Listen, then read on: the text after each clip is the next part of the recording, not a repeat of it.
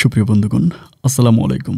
দূরে কাছে দেশে অথবা দেশে বাইরে থেকে কলেজের বন্ধুরা ঠিক এই মুহূর্তে যেখান থেকে বাস্তব জীবনের গল্প শোনার জন্য আমার সাথে জয়েন করেছেন, আমি আপন। আর যে আপন জীবনের গল্পের 543তম পর্বে আপনাকে বরাবরের মতো স্বাগতম জানাচ্ছি। বন্ধুগণ, আজ আমি আপনাকে শোনাবো রাজধানী ঢাকার ছেলে মোহাম্মদ তমালের জীবনের হাড় কাঁপানো এক ভয়ঙ্কর বাস্তব জীবনের গল্প। বন্ধু, গল্পটা আমার কাছে আমাকে গল্পটা আসলে আজ থেকে আরও প্রায় 4 মাস আগে পাঠিয়েছিল এবং গল্পটা 4 মাস আগে আমার চোখে পড়লো। আমি গল্পটাকে রিজেক্ট করে দিলাম, বাট রমজান মাসে চিন্তা করলাম যে এই গল্পগুলো আপনারা অনেক পছন্দ করেন, আমাকে ইমেল করেন যে আপন ভাই এই টাইপের গল্পগুলো শুনতে ভালো লাগে, যার জন্য আমি পুনরায় গল্পটা আবার আপনাদেরকে শোনানোর জন্য বসলাম। তমালের গল্পটা এমন একটা গল্প বন্ধু, আমরা আমাদের এই পৃথিবীতে কিছু অপরাধ করে থাকি যেটা আমাদের নিজেদের কাছে মনে হয় না যেটা অপরাধ। আমরা নিজেরা বলি এটা কোনো অপরাধ হতেই পারে না। ধরেন কোনো এক এরকম সিম্পল কোনো একটা ঘটনা, যে আপনি একটা রাস্তা দিয়ে হেঁটে যাচ্ছেন, আপনার দেখতে পেলেন যে একটা গাছ, মানে গাছের একটা ঢাল আপনি টান দিয়ে ছিঁড়ে ফেললেন, বা একটা কুকুর ঘুমিয়ে আছে আপনি তাকে একটা লাথি মেরে দিলেন, বা একটা বিড়ালকে অকারণে আপনি কিছু একটা করলেন যেটা আপনার কাছে খুব ছোটোখাটো অপরাধ। এই ছোট অপরাধগুলোও কিন্তু কিছু মানুষের জীবনে খুব বড় রকমের অভিশাপ হয়ে আসতে পারে। বন্ধুরা, তোমাদের জীবনের গল্পটা হবে আপনার জন্য এক শিক্ষণীয় বাস্তব জীবনের গল্প। গল্পের লাস্টের দিকটা সত্যি অনেক বেশি আমার কাছে মনে হয় কেমন যেন একটু অন্যরকম ছিল, কারণ তমাল যার সাথে সংসার করেছে, যাকে সে বিয়ে করেছে, সে জানতে পারছে সে মানুষ না, কিন্তু তারপরও কন্টিনিউয়াসলি তার সাথে 2টা বৎসর ধরে তমাল ছিল। কিভাবে ছিল, কিভাবে সে জানতে পারলো, কেনই বা জিন কিংবা অন্য কিছু হয়ে তার সাথে সংসার করার জন্য আসলো, সব কিছুই গল্পের মাঝে আপনাকে শোনাবো। আশা করব গল্প শেষে আপনারা ঢাকার ছেলে তমালকে আপনার মতো করে একটা ভালোবাসার কমেন্ট করে যাবেন। ধন্যবাদ সবাইকে। সম্মানিত বন্ধুগণ, আসসালামু আলাইকুম। আমার নাম মোহাম্মদ তমাল, আমার বাড়ি রাজধানী ঢাকা। বন্ধুরা, আমি আমার জীবনের গল্পটা শুরু করার শুরুতে আপনাদেরকে আমার পরিবারের ব্যাপারে জানিয়ে রাখি। আমার পরিবারে আমি আছি, আমার বাবা আছে, মা আছে, এছাড়া রয়েছে আমার বড় একটা বোন সহ ছোট 2টা বোন। আমরা টোটাল 3 বোন, এক ভাই। আমাদের পরিবারটা রাজধানী ঢাকার বুকে এক উচ্চবিত্ত পরিবার। আমার বাবা পেশায় একজন ব্যবসায়িক, বাবা ঢাকারই একজন প্রতিষ্ঠিত ব্যবসায়িক। ছোটোবেলা থেকে খুব সুখে শান্তিতে আমার শৈশবের দিনগুলো কাটে। 3 বোনের ভালোবাসা, বাবা মায়ের ভালোবাসা নিয়েই আমি খুব ভালোভাবে আমার শৈশবগুলো শেষ করি। যাই হোক, আমি আমার জীবনের গল্পটা আমার স্কুল জীবন থেকে শুরু করি। আমি ঢাকারই কোনো একটা স্কুলে ক্লাস 8-এ যখন পড়ি, আমার মা তখন একদিন হঠাৎ করেই সিঁড়ি থেকে পড়ে যায়। আমাদের বাসাটা ছিল 3 তলায় এবং আমাদের বাসায় কোনো লিফট ছিল না। লিফট না থাকার কারণে 3 তলা থেকে মা নামার সময় একটা সময় মা হোঁচট খেয়ে পড়ে যায়। সিঁড়ি থেকে পড়ে আমার মায়ের পাটা তখন ভেঙে যায়। আমার বাবার টাকা পয়সার কোনো অভাব ছিল না, কিন্তু এরপরে আমার মা কখনো কোনো দিন কোনো কাজের লোক রাখে নাই। আমার মায়ের ইচ্ছা, আমার মায়ের কথা হচ্ছে, আমি খুব ছোটোবেলা থেকে দেখে আসছি, আমার মা পছন্দ করে যার কাজ সেই করবে, যার কাজ সে করবে, অন্য কাউকে দিয়ে করাবে না। আমি যখন অনেক ছোট তখন থেকে আমি দেখতাম যে আমার কাপড় চোপড় আমার মা আমাকে দিয়ে পরিষ্কার করাইতো। বাথরুম নিয়ে বলতো যে নিজের কাপড় চোপড় নিজে ধো এবং নিজের কাজ নিজে করো। মা সবসময় এরকমটাই করতো। আমার বোনদেরকেও একইভাবে মা বড় করে। ঘর গোছানো, রান্নাবান্না থেকে শুরু করে যার কাজ তাকে দিয়ে মা করাইতে পছন্দ করতো। বিশেষ করে বিদেশি সিস্টেমে আমার মা পরিচালিত হতো। যাই হোক, এমন করে সময়গুলো কাটতেছে। তো তারই মাঝে মা যখন হঠাৎ করে এরকম সিঁড়ি থেকে পরে পা ভেঙে ফেলে, ওই মুহূর্তে কিন্তু আমাদের একজন কাজের লোক প্রয়োজন হয়। তখন আমার বড়াপুরও পরীক্ষা চলতেছিল। বড়াপু আসলে ওভাবে কাজ টাজ করতে পারতেছিল না এবং ছোটো 2টা যে বোন ছিল তাদেরও আসলে অতটা কাজ করা সম্ভব হচ্ছিল না। তো বাবা তখন চিন্তা করলো যে এবার তো আর হবে না, এবার কাজের লোক আনতেই হবে। মা হসপিটালে ভর্তি, এবং হসপিটালে ভর্তি রেখেও মা একই কথা বাবাকে বলতেছিল যে আমার বড় মেয়েকে আমি সব কিছু শিখিয়ে দিছি, ও সমস্ত কাজবাজ করতে পারবে, তোমার কাজের মেয়ে নিয়ে টেনশন করতে হবে না, ইভেন তুমি আমার বাসায় কোনো কাজের লোক আনবাও না। এমন করে হচ্ছে আমার বাবাকে আমার মা বলো হসপিটালে শুয়ে শুয়ে। তো বলার পরে আমার বাবা তখন মাকে বলতেছিল যে আচ্ছা ঠিক আছে, আমি তোমার কথা রাখবো, আমি কোনো কাজের লোক আনবো না। তো আমার বড়াপু তখন বলতেছিল যে বাবা, এটা কোনো অবস্থায় সম্ভব না, আমার পরীক্ষা, এখন আমি পরীক্ষার সময় এত কাজ করতে পারবো না, ছোটো বোন আছে, ওদের খাবার দাবার, তোমার খাবার দাবার, তারপরে আমার কথা বললো। তো বাবা তখন বললো যে ঠিক আছে, তাহলে আমি একটা কাজের লোক নিয়ে আসি, এইটা আসলে তোর মাকে বলার দরকার নেই, এই কথা বলে। তো বড়াপু বললো যে আচ্ছা ঠিক আছে। তো এমন করেই কয়েকদিন পরে বাবা একটা কাজের মহিলাকে নিয়ে আসে এবং ওই কাজের মহিলাটার নাম ছিল হচ্ছে রাবেয়া। আমরা তাকে রাবেয়া খালা বলেই ডাকতাম। তো রাবেয়া খালা যখন আমাদের বাড়িতে কাজে আসে, এবং রাবেয়া খালা যথেষ্ট পরিমাণের ধার্মিক একজন মানুষ ছিল। 5 ওয়াক্ত নামাজ পড়তো, রোজা রাখতো, দিনের পথে চলতো এবং যথেষ্ট পরিমাণ পর্দা করতো। ওনার বাড়ি ছিল বরিশাল অঞ্চলে, বরিশালে ছিল ওনার বাড়ি। উনি যথেষ্ট পর্দা পরিচ্ছন্নতার মাঝে আমাদের সংসারে আছে এবং খুব ভালো করেই উনি থাকতেছিল। আলহামদুলিল্লাহ, কোনো প্রবলেম নাই, কোনো সমস্যা নাই, ঠিকঠাকভাবেই সময়গুলো এভাবে কাটতেছে। কাটতে কাটতে একটা পর্যায়ে মা তখন হসপিটাল থেকে সুস্থ হয়ে বাড়ি ফিরে। মা যখন হসপিটাল থেকে বাড়িতে আসে, বাড়িতে আসার পরেই আমার বাবা তখন ওই কাজের মহিলাটা আসতে, পরে মা এটা দেখার পরে খুব রাগ করে যে এটা কেমন কথা, এই মহিলা হচ্ছে কেন আনলা তুমি? আমি তো তোমাকে বললাম যে কাজের কোনো লোক লাগবে না, আমার মেয়েরাই তাদের কাজগুলো করতে পারবে। তো বাবা তখন মাকে বললো যে তুমি একটু সুস্থ হও, স্বস্তি হও, অ্যান্ড সময় হলে সব কিছু বোঝা যাবে, এটা করো। তো মা যখন আসে তখন প্রায় রাত হয়ে গেছে, রাতের সময় মা হসপিটাল থেকে আসে। তো হসপিটাল থেকে আসার পরে মা তখন মায়ের রুমে যায়। রুমে যাওয়ার পরে সকালবেলা একদম ভোরে আমি আবার ফজরের নামাজ পড়তাম। আমি নামাজ পড়তে খুব পছন্দ করতাম, 5 ওয়াক্ত নামাজ পড়ে আমি তখন থেকেই। তো আমি যখন ফজরের নামাজ পড়ার জন্য ঘুম থেকে উঠি, আমি ফজরের নামাজের পরপরই শুনতেছি এই প্রথম আমাদের ঘরে কোরআন তেলাওয়াতের শব্দ শোনা যাচ্ছে। এতদিন পর্যন্ত কোনো দিন আমার কোনো বোনেরা কোরআন তেলাওয়াত করে নাই বা বাবাও করে নাই। এই প্রথম আমি আমার ঘরে কোরআনের শব্দ শুনতে পাচ্ছি। আমি তখন আমার দরজাটা একটুখানি ফাঁক করে খুব সকালবেলা ভোরে আমি দেখতেছি যে ওই যে কাজের বুয়াটাকে যে আমরা রেখেছিলাম রাবেয়া খালা তখন আমাদের ডাইনিং টেবিলের পাশে বসে নামাজের একটা বিছানার মধ্যে বসে কোরআন তেলাওয়াত করতেছে খুব মধুর সুরে। তো এত সুন্দর করে কোরআন তেলাওয়াত করতেছে এবং তার কোরআন তেলাওয়াত যখন শেষ হলো তখন আমি শুনতে পেলাম যে বাইরে গুঞ্জন শোনা যাচ্ছে, মানে কথাবার্তা শোনা যাচ্ছে। পরে আমি দরজা খুলে বেরোলাম। বেরোয়ার পরে আমার মা তখন ওনার পাশে বসে আছে, মানে রাবেয়া খালার পাশে বসে আছে। বসে বলতেছে যে বোন, তুমি এত সুন্দর করে কোরআন তেলাওয়াত করো, আমি তো জীবনে কোনো কারির মুখেও এত সুন্দর কোরআন তেলাওয়াত শুনি নাই।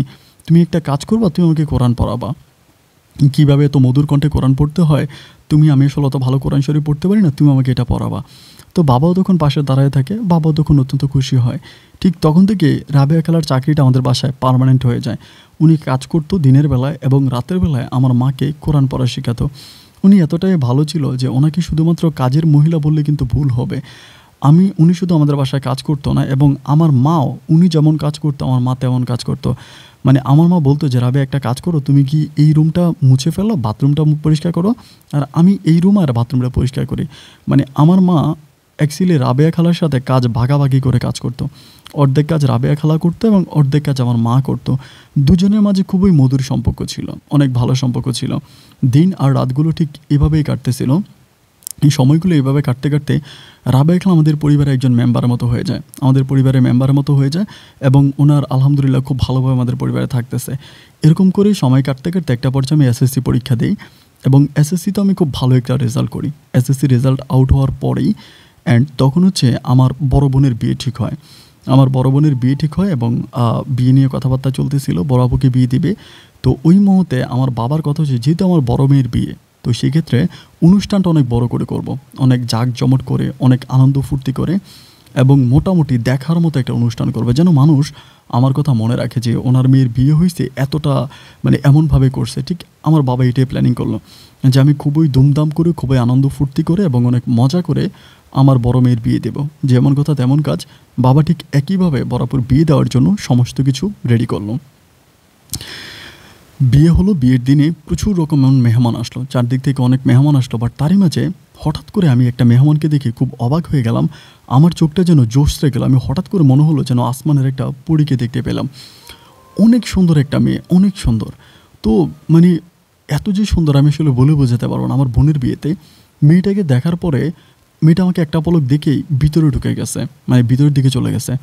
ভিতরের দিকে যখন চলে গেছে, আমার তখন মেয়েটা কমলা কালার একটা ড্রেস পরে আসছিলো। তো ভিতরে ঢুকে যাওয়ার পর আমি তখন তাকে খুঁজতেছি, কিরে কই গেল, পাচ্ছি না।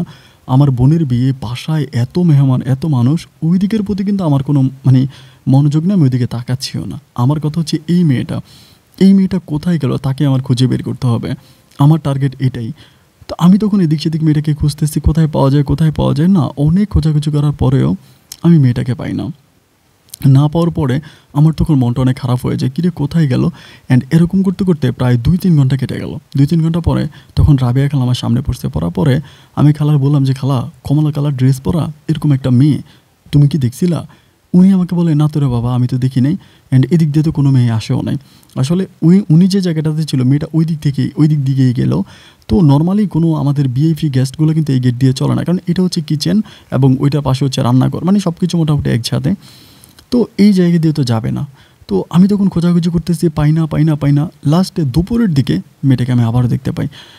যখন দুপুরের দিকে দেখতে পাওয়ার পরে আমি দেখতে পাই যে মেয়েটা মানে বসে আছে আমাদের যেখানে গেস্টরা যে জায়গায় বসবে ওই জায়গার সামনেই একটা ছোটো টুলের মতো আছে, ওই টুলে আরও 2টা পিচ্চিকে নিয়ে বসে আছে, ছোটো 2টা বাবু। তো ওরে দেখার পরে আমি তখন ওখানে সামনে গিয়ে বসলাম, বসে জিজ্ঞেস করতেছি, কী ব্যাপার, আপনাকে তো ঠিক চিনলাম না, আপনার নাম কি? তখন বলে ওর নাম হচ্ছে মেহের। আমি বললাম, ও খুব সুন্দর নাম মেহের। তো মেহের আপনি মানে কোন পক্ষের, মানে ছেলে পক্ষের নাকি মেয়ে পক্ষের? ও বললাম আমি কোনো পক্ষেরই না। তো আমি তখন বললাম, কী ব্যাপার, এ কী বলে কোনো পক্ষের না? তো আমি তখন জিজ্ঞেস করলাম যে আপনাকে দাওয়াত দিয়েছে কে, এই অনুষ্ঠানে আপনি আসছেন, এত সুন্দর করে সাজুগুজু করে আসছেন, তো আপনাকে কেউ ইনভাইট করে নাই? আপনার ইনভাইট লেটারটা কই দেখি। এটা বলার পরে মেয়েটা তখন ওখান থেকে লাফ দিয়ে উঠে বলে, মানে লাফ দিয়ে উঠে চলে গেল, আমার সামনে দিয়ে হেঁটে চলে গেল। তো চলে যাওয়ার পরে মেয়েটার বয়স কিন্তু খুব বেশি হবে না, হয়তো বড় জোরে ক্লাস 8 বা 9 এরকমই এই বয়সই হবে, এটাই পড়তে পারে। পরে সামনে দিয়ে যখন হেঁটে চলে গেল আমি তখন মানে অবাক হয়ে তাকায় রইলাম, কী ব্যাপার, চলে গেল। অ্যান্ড চলে যাওয়ার পরে দেন আমি তখন হচ্ছে বাসায় যেহেতু অনেক গেস্ট, দুপুরবেলা খাওয়া দাওয়ার ব্যাপার স্যাপার আছে, নতুন মেহমান আসছে। তো আমি তখন মোটামুটি সব নিয়ে ব্যস্ত, আমার বোনের বিয়ে, দুলাভাই আসছে এবং ওই বরপক্ষের লোকজন আসছে, ওটা নিয়ে অনেক মানে খাওয়া দাওয়া এটা সেটা অনেক কিছু করতেছি। তো সব কিছু করার পরে মানে মোটামুটি সব কিছু শেষ, ওই বরপক্ষ চলে গেল, আমার বোনের বিয়েও হয়ে গেল, বোনকে নিয়ে গেল। তখন হচ্ছে যে পরিষ্কার করার পালা, মানে যেখানে বরপক্ষের লোকেরা খেয়েছে এটা পরিষ্কার করতে হবে এবং আমাদের পক্ষে লোকেরাও খেয়েছে এটা পরিষ্কার করতে হবে। এখন হঠাৎ করে যখন পরিষ্কার করতে গেল, ওই পরিষ্কার করা অবস্থায় আমি দেখতে পেলাম যে মেয়েটাকে আমি এতক্ষণ ধরে দেখে আসছিলাম, এই মেয়েটা একটা প্লাস্টিকের ব্যাগ হাতে করে নিয়ে বিভিন্ন টেবিল থেকে, যেই ধরেন অনেকে দেয় ডিম খেলো না, ডিমটা রয়ে গেল, রোস্ট খেলো না, রোস্টটা রয়ে গেল, এরকম জুডা যে ফ্রেশ জুডাগুলো আছে এগুলো মেয়েটা ওই মানে প্লাস্টিকের ব্যাগের ভিতর ঢুকাচ্ছে। এটা দেখার পর আমি খুব অবাক হয়ে গেলাম, কী ব্যাপার, এই মেয়ের সাথে তো এটা কোনোভাবেই যায় না, এটা কে? আমি আসলে তখন আর মানে কথা বলতে পারতেছিলাম না, খুব অবাক হয়ে মেয়েটার দিকে তাকায় রইলাম এবং মেয়েটাও আর কোনো লজ্জা পেল না। আমাকে দেখার পরও এই জুতাগুলা মানে ভরলো ব্যাগে এবং ভরে আমি তাকাইছিলাম, সে গেট থেকে বের হয়েই আমাদের যে রাবেয়া খালা ছিল, রাবেয়া খালার হাতে দিল যে নেন, আমি এনে দিছি। রাবেয়া খালা তখন এটা নিল, আমার চোখের পানিগুলো তখন টলমল করতেছে, আরে কী রে, আসমানের চাঁদ মাটিতে নেমে এসব কী করতেছে। পরে এই বলে মেয়েটি একটু কান্না ভাব হয়ে গেল, কেন জানি বুঝলাম না, একটু মন খারাপ করে হাত পা ধুয়ে চলে গেল, মানে সামনে দিয়ে চলে গেল। তো উনি তখন বলতেছে, তুই খাবি না, তুই খেয়ে যাবি না? ও বলে, মেয়েটা বলতেছে আমার পেট ভরে গেছে, আমার আর খেতে হবে না, তুমি এসব করার জন্য আমাকে নিয়ে আসছো। এটা বলে মেয়েটা তখন হেঁটে চলে গেল। আমি তখন হাঁটতে হাঁটতে রাবেয়া খালার সামনে গেলাম, গিয়ে রাবেয়া খালাকে জিজ্ঞেস করলাম যে খালা এই মেয়ে কি? উনি তখন বলে, এটা আমার মেয়ে। আমি বললাম, আপনার মেয়ে? কই, এতদিন ধরে আপনি আমাদের বাসায় কাজ করেন, কখনো তো আপনার মেয়ের কথা বলেন নাই। অ্যান্ড মানে এটা কোন ধরনের কথা? উনি আমাকে বলে, বাবারে আমার মেয়ে হইলেও ও আমার সাথে থাকে না। আমি তখন বললাম, কার সাথে থাকে? বলো ওর সৎমার সাথে থাকে। আমি বললাম, মানে বুঝি নাই। তখন উনি বলতেছিল যে এই মেয়ের বয়স যখন 3 বছর বয়স তখন নাকি ওনার হাজব্যান্ড পুনরায় আবারও বিয়ে করে এবং বিয়ে করার পরে ওই সৎ বউয়ের সাথে ঝগড়া করে উনি তখন চলে আসে। অ্যান্ড চলে আসার সময় ওই মেয়ের বাবা মেয়েটাকে আনতে দেয় না, মেয়েটাকে ওখানেই রেখে দেয়, 3 বছর বয়সী মেয়েটাকে, এবং ওখানে রাখে। মেয়ের বাবা আর মেয়ের সৎমাই তাকে লালন পালন করে বড় করে এবং ওনার যখন দরকার হয় উনি কোনো বিয়ের অনুষ্ঠানে বা বড় কোনো জায়গায় যায় তখন মেয়েটাকে সাথে করে নিয়ে আসে। আমি তখন বললাম, এত সুন্দর মেয়ে আপনার, অথচ আপনি মানে আমাদেরকে কখনো বলেন না আপনার মেয়ে কী করে? তখন বলে ও পড়াশোনা করে ক্লাস 9-এ। আমি তখন বললাম, মাশাআল্লাহ, কোন স্কুলে? তখন স্কুলের নামও বলে। তো যে স্কুলেও পড়াশোনা করে ওই স্কুলে পড়াশোনা করতে আসলে খুব বেশি টাকার প্রয়োজন হয় না, মোটামুটি মিডল ক্লাস লেভেলের স্কুল। তো আমি তখন বললাম, চাচা ঠিক আছে। অনেকক্ষণ ওনার সাথে কথাবার্তা বললাম, মেয়েটার ব্যাপার আমার খুব ভালো লাগলো। তো যাই হোক, কথাবার্তা শেষ করার পরে রাবেয়া খালা তখন কাজ করতেছে, যেহেতু বিয়ে বাড়ি অনেক মহিলারাই কাজ টাজ করে। তো সেদিন রাতের বেলায় আমি তখন আমার বাসার ছাদে গিয়ে চুপচাপ বসে আছি আর চিন্তা করতেছি, আল্লাহ এটা আমি কি দেখলাম? এই মেয়েটা যদি কোনো সম্ভ্রান্ত পরিবারের মেয়ে হইতো, ধরেন কোনো ধনীর পরিবারে জন্মাইতো, তাহলে এই মেয়েকে বিয়ে করার জন্য বাংলাদেশের এমপি মন্ত্রী ছেলেরা পর্যন্ত ক্যান্ডিডেট থাকতো। এত সুন্দর, এত কিউট, এত পরিমত একটা মেয়ে, অথচ ওর মানে এরকম একটা পরিবেশে জন্ম হয়েছে। তখন আমি মনে বুঝালাম যে গোবরেও তো ফর্দ ফুল ফুটে, এরকমই হতে পারে। কিন্তু কেন জানি আমি আমার চোখ থেকে এই মেয়েটাকে সরাইতে পারি না। বারবার এই মেয়ের কথা আমার মনে পড়তেছে, আমার কোনো কিছুই ভালো লাগে না। পড়াশোনা কিছুই ভালো লাগে না। এরকম কলেজে যাওয়ার পরে আমার কিছু বন্ধু-বান্ধবের সাথে আমি তখন ব্যাপারটা শেয়ার করি। আমি তখন সবারই বলি যে এমন, এমন ঘটনা আমাদের বাসায় এরকম, এরকম একটা কাজের মহিলা আছে, ওনার একটা মেয়ে এরকম, এরকম। তো সবাই তখন অনেকটা মানে কৌতূহল জাগে যে মেয়েটাকে দেখবে। এরকম করে অনেক কিছু বলতেছে। তো বলার পরে এর কিছুদিন পরেই হচ্ছে আমার ছোট যে বোন আছে ওর জন্মদিনের অনুষ্ঠান। বরাবর বিয়ের পরে। তো ছোটো বোনের জন্মদিনের অনুষ্ঠানে আমার বন্ধু-বান্ধব সবাই আসবে আমাদের বাসায়। তখন আমি ওই আমার বন্ধুরা তো বলেই ছিল যে ওকে দেখবি। তো আমি রাবেয়া খালারে বললাম যে, "রাবেয়া খালা, আপনি একটা কাজ করেন, আপনাদের মেহেরকে আমার বোনের জন্মদিনের অনুষ্ঠানে আপনি আইনেন।" উনি আমাকে বলেন, "আরে বাবা, ও আসবে না। ও সেদিন আমিও এই জুডা আনতে যাই না, আমি ওকে জোর করে পাঠাইছি। ও জুডা আনছে এবং এটা আপনি দেখছেন, আরও কে নাকি দেখছে। ও নাকি অনেক ছোট হইছে, ও আর আসবে না এই বাসায়।" আমি তখন বললাম যে, "আপনার কাছে রিকোয়েস্ট করতেছে, আপনি ওকে নিয়ে আইসেন।" এবং আমি তখন ২,০০০ টাকা দিলাম। যেই ২,০০০ টাকা দিলাম, আপনি ওর জন্য একটা ড্রেস কিনবেন, কিনে আপনি ওকে নিয়ে আসবেন। উনি তখন বলল, "আচ্ছা ঠিক আছে।" পরে উনি গেল এবং আমার বোনের জন্মদিনের অনুষ্ঠানে ও তখন আসলো। ও আসলো এবং আমার বন্ধু-বান্ধব সবাই আসলো। এখন সবাই আসার পরে সবার কথাই একটা, "কিরে, তুই না বললি পরীর মতো কোনো একটা মেয়েকে দেখাবি, কই?" এবং আমার বোনের জন্মদিনের অনুষ্ঠান শুরু হওয়ার প্রায় ১০ থেকে ১৫ মিনিট পরে মেয়েটা তখন আসে, মেহের আসে। মানে আমাদের পরিবারটা তো অনেক মোটামুটি মানে রিচ পরিবার এবং যারাই মেহমান এখানে আসছিল সবাই মোটামুটি অনেক সম্ভ্রান্ত পরিবারেরই, অনেক পয়সাওয়ালা। কিন্তু এরই মাঝে মেহের মনে হলো যেন আলাদা এক পিস। মানে সবচেয়ে বেশি সুন্দর। কোনো মেকআপ করে নাই, কোনো মেকআপ নেয় নাই, কোনো কিছুই নেয় নাই। কিন্তু ন্যাচারালি তাকে এতটাই সুন্দর লাগতেছিল। মানে বড়, বড় বিউটি পার্লার থেকে বিউটিশিয়ান মানে বড়, বড় পার্লার থেকে মেকআপ করে আসা মেয়েগুলোকে যেন তার কাছে একদম ফেল হয়ে গেল। যাই হোক, এমন করে সবাই তার দিকে তাকায় আছে, আমিও তাকায় আছি। আমার বন্ধু-বান্ধবগুলো দেখার পরে তো পুরাই ফিদা। সবাই বলতেছে, "দোস্ত, এটা তো মাইয়া না, যেন পুরো আগুন।" আমি তখন বললাম, "যাই হোক, আমাদের রাবেয়া খালার মেয়ে, ওভাবে তাকানো যাবে না।" তো এরই মাঝে আমার একটা বন্ধু আছে, ওরে খুব পছন্দ করে ফেলে। আমার বন্ধুটা এবার ওর সাথে কর্নারে গিয়ে কথা বলতেছে। কথা বলতে, বলতে অনেক কথাই বলতেছে। ও কিন্তু আবার অনেক বড়লোক আমার এই বন্ধু। ওর বাবার নিজস্ব হচ্ছে ট্রাভেল এজেন্সির বিজনেস আছে, অনেক পয়সাওয়ালা। তো আমি দেখলাম কর্নারে ও রাবেয়ার সাথে মানে রাবেয়া খালার মেয়ের সাথে মেহেরের সাথে কথা বলতেছে। পরে অনেকক্ষণ পরে ও কথা বলতে চলে যাওয়ার পর আমি তখন মেহেরকে ডাকলাম যে, "মেহের, এদিকে আসো।" ওই সময় কিন্তু মেহের আমাকে চিনে যে আমি এই বাড়িওয়ালার ছেলে বা আমাকে সব কিছু চিনে। পরে আমি বললাম যে, "মেহের, আমার বন্ধু তোমার সাথে কী বললো?" পরে বলল, "আপনার বন্ধুটা না অনেক ভালো, আমার সাথে অনেক কথা বলছে।" আমি তখন বললাম, "কী কথা বললো?" পরে বলতেছে যে বলছে ওনার পারিবারিক ব্যাপারে। তো আমি বললাম, "কী বললো?" পরে বললো যে ওনার বাবা সিএনজি চালায় এবং ওনারা খুব গরিব এবং গরিব ফ্যামিলির সন্তান। এটা আমাকে বলল যে আমিও খুব কষ্ট করে পড়াশোনা করি, তুমিও কষ্ট করে পড়াশোনা কইরো এবং কষ্ট করে পড়াশোনা করলে লাইফে অনেক ভালো কিছু করতে পারবা। তো এই কথাগুলো যখন আমি মেহেরের মুখে শুনতেছিলাম, আমি তখন হাসতেছিলাম এই কারণে যে আমার বন্ধু এতই বড়লোক, আমাদের ফ্রেন্ডদের মাঝে যত ফ্রেন্ড আছে সবার মাঝে ও সবচেয়ে বেশি রিচ, ওদেরই সবচেয়ে বেশি টাকা পয়সা। অথচ ও মেহেরের কাছে বলল যে মানে ওর বাবা সিএনজি চালায়। যাই হোক, আমি বুঝলাম যে মেহেরকে পটানোর জন্য এই কথাগুলো বলছে। পরে আমি মেহেরকে বললাম যে, "তুমি এরকম ওই ছেলের সাথে কথা-টথা বইলো না।" এটা সেটা বলে জাস্ট আমি ওখান থেকে বিদায় নিলাম। কয়েকদিন পরে, তার প্রায় কিছুদিন পরেই আমার বন্ধু, ওই যে বন্ধুর কথা বললাম, ও অলওয়েজ ফোনে কথা বলে। মানে অলওয়েজ মোবাইল একটা ফোনের কাছে কানে দিয়ে থাকে, খালি কথা বলে। কার সাথে কথা বলে? আমরা তখন ইনকোয়ারি করে জানতে পারি আমার আরেক বন্ধু আছে, ও আমাকে বলে আমার বোনের জন্মদিনের অনুষ্ঠানে মেহের নামের যে মেয়েটা আসছিল, ওই মেয়েটার সাথে নাকি ও কথা বলে। এটা জানতে পারার পরে আমার কাছে তখন খুব খারাপ লাগে যে কী ব্যাপার, আমার বোনের জন্মদিন অনুষ্ঠানে গিয়ে এবং আমার বোনের ইয়েতে গিয়ে ও এরকম একটা কাজ করলো। পরে আমি কী করে ওকে তো আর বাধা দিতে পারি না, কারণ ও তো কথা বলে, মেয়ে কথা বলে বলেই তো ও কথা বলে। এরপরে আমি একদিন রাবেয়া খালার ব্যাপারটা বললাম বাসায় আসার পরে যে, "খালা, আপনার মেয়ে কি কোনো ফোন ইউজ করে?" বলো, "ও তোর ওই মায়ের কাছে থাকে, এখন ফোন ইউজ করে কিনা আমি তো জানি না।" আমি বললাম, "আমার একটা বন্ধু আছে, একটু মোটামুটি খারাপ টাইপের আর নেশা-টেশা করে, আমার ওই বন্ধুর সাথে আপনার মেয়ে ফোনে কথা বলে, এটা কিন্তু ভালো না।" রাবেয়া খালা বলে, "কী বললা তুমি?" আমি বললাম, "আমি ঠিকই বললাম, আমি নিজের চোখে দেখছি আমার ওই বন্ধুর সাথে আপনার মেয়ে কথা বলতে।" উনি তখন আমাকে বলতেছে, "হায় হায় হায়, এটা কেমন কথা বললা? আচ্ছা ঠিক আছে।" এই কথা বলে উনি ওই দিন 4টা বাজে কাজ থেকে চলে গেল, গিয়ে রাত 8টার দিকে আমাকে কল দিল। কল দিয়ে বলতেছে যে, "তোমার সাহেব, আপনি কই?" আমি বললাম, "আমি বাসায় আছি।" পরে বলে, "একটু আমার বাসায় আসেন।" ওনার বাসায় যাইতে বলে। তো আমি কিন্তু ওনার বাসা চিনি, এর আগেও বেশ কয়েকবার গিয়েছিলাম।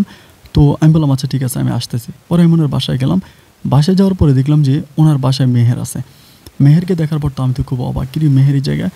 দেন এবার উনি বলতেছে যে, "বাবা, তুমি আবার ওরে বুঝাও, ওই যে ছেলের সাথে কথা বলো, ওকে নাকি বলছে ওই ছেলে বিয়ে করবে এবং এই ছেলের সাথে নাকি তার অনেক উঠা-বসা হয়েছে, ছেলে নাকি তার সাথে দেখা করতে আসছে।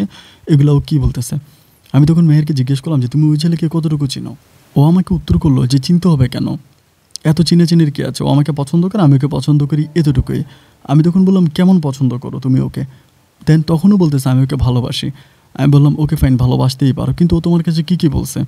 পরে বলে ওর ফ্যামিলি সম্বন্ধে আমি সব কিছুই জানি, ওর বাবা সিএনজি চালায়, এই সেই মানে ওই দিন যেটা বলছিল আমার বোনের জন্মদিন অনুষ্ঠানে সেম কথাই বলতেছে। আমি তখন বললাম যে মেহের, বোকামির একটা লিমিট থাকা দরকার, তুমি লিমিটবিহীন বোকামি করতেছো, এইসব বোকামির কোনো মানে হয় না। ও আমাকে বলে মানে? আমি বললাম যে মানে তুমি যাকে বলতেছো যে বাবা সিএনজি ড্রাইভার, ও এই করে ও সেই করে, এগুলো সম্পূর্ণ ভ্রান্ত এবং মিথ্যে কথা।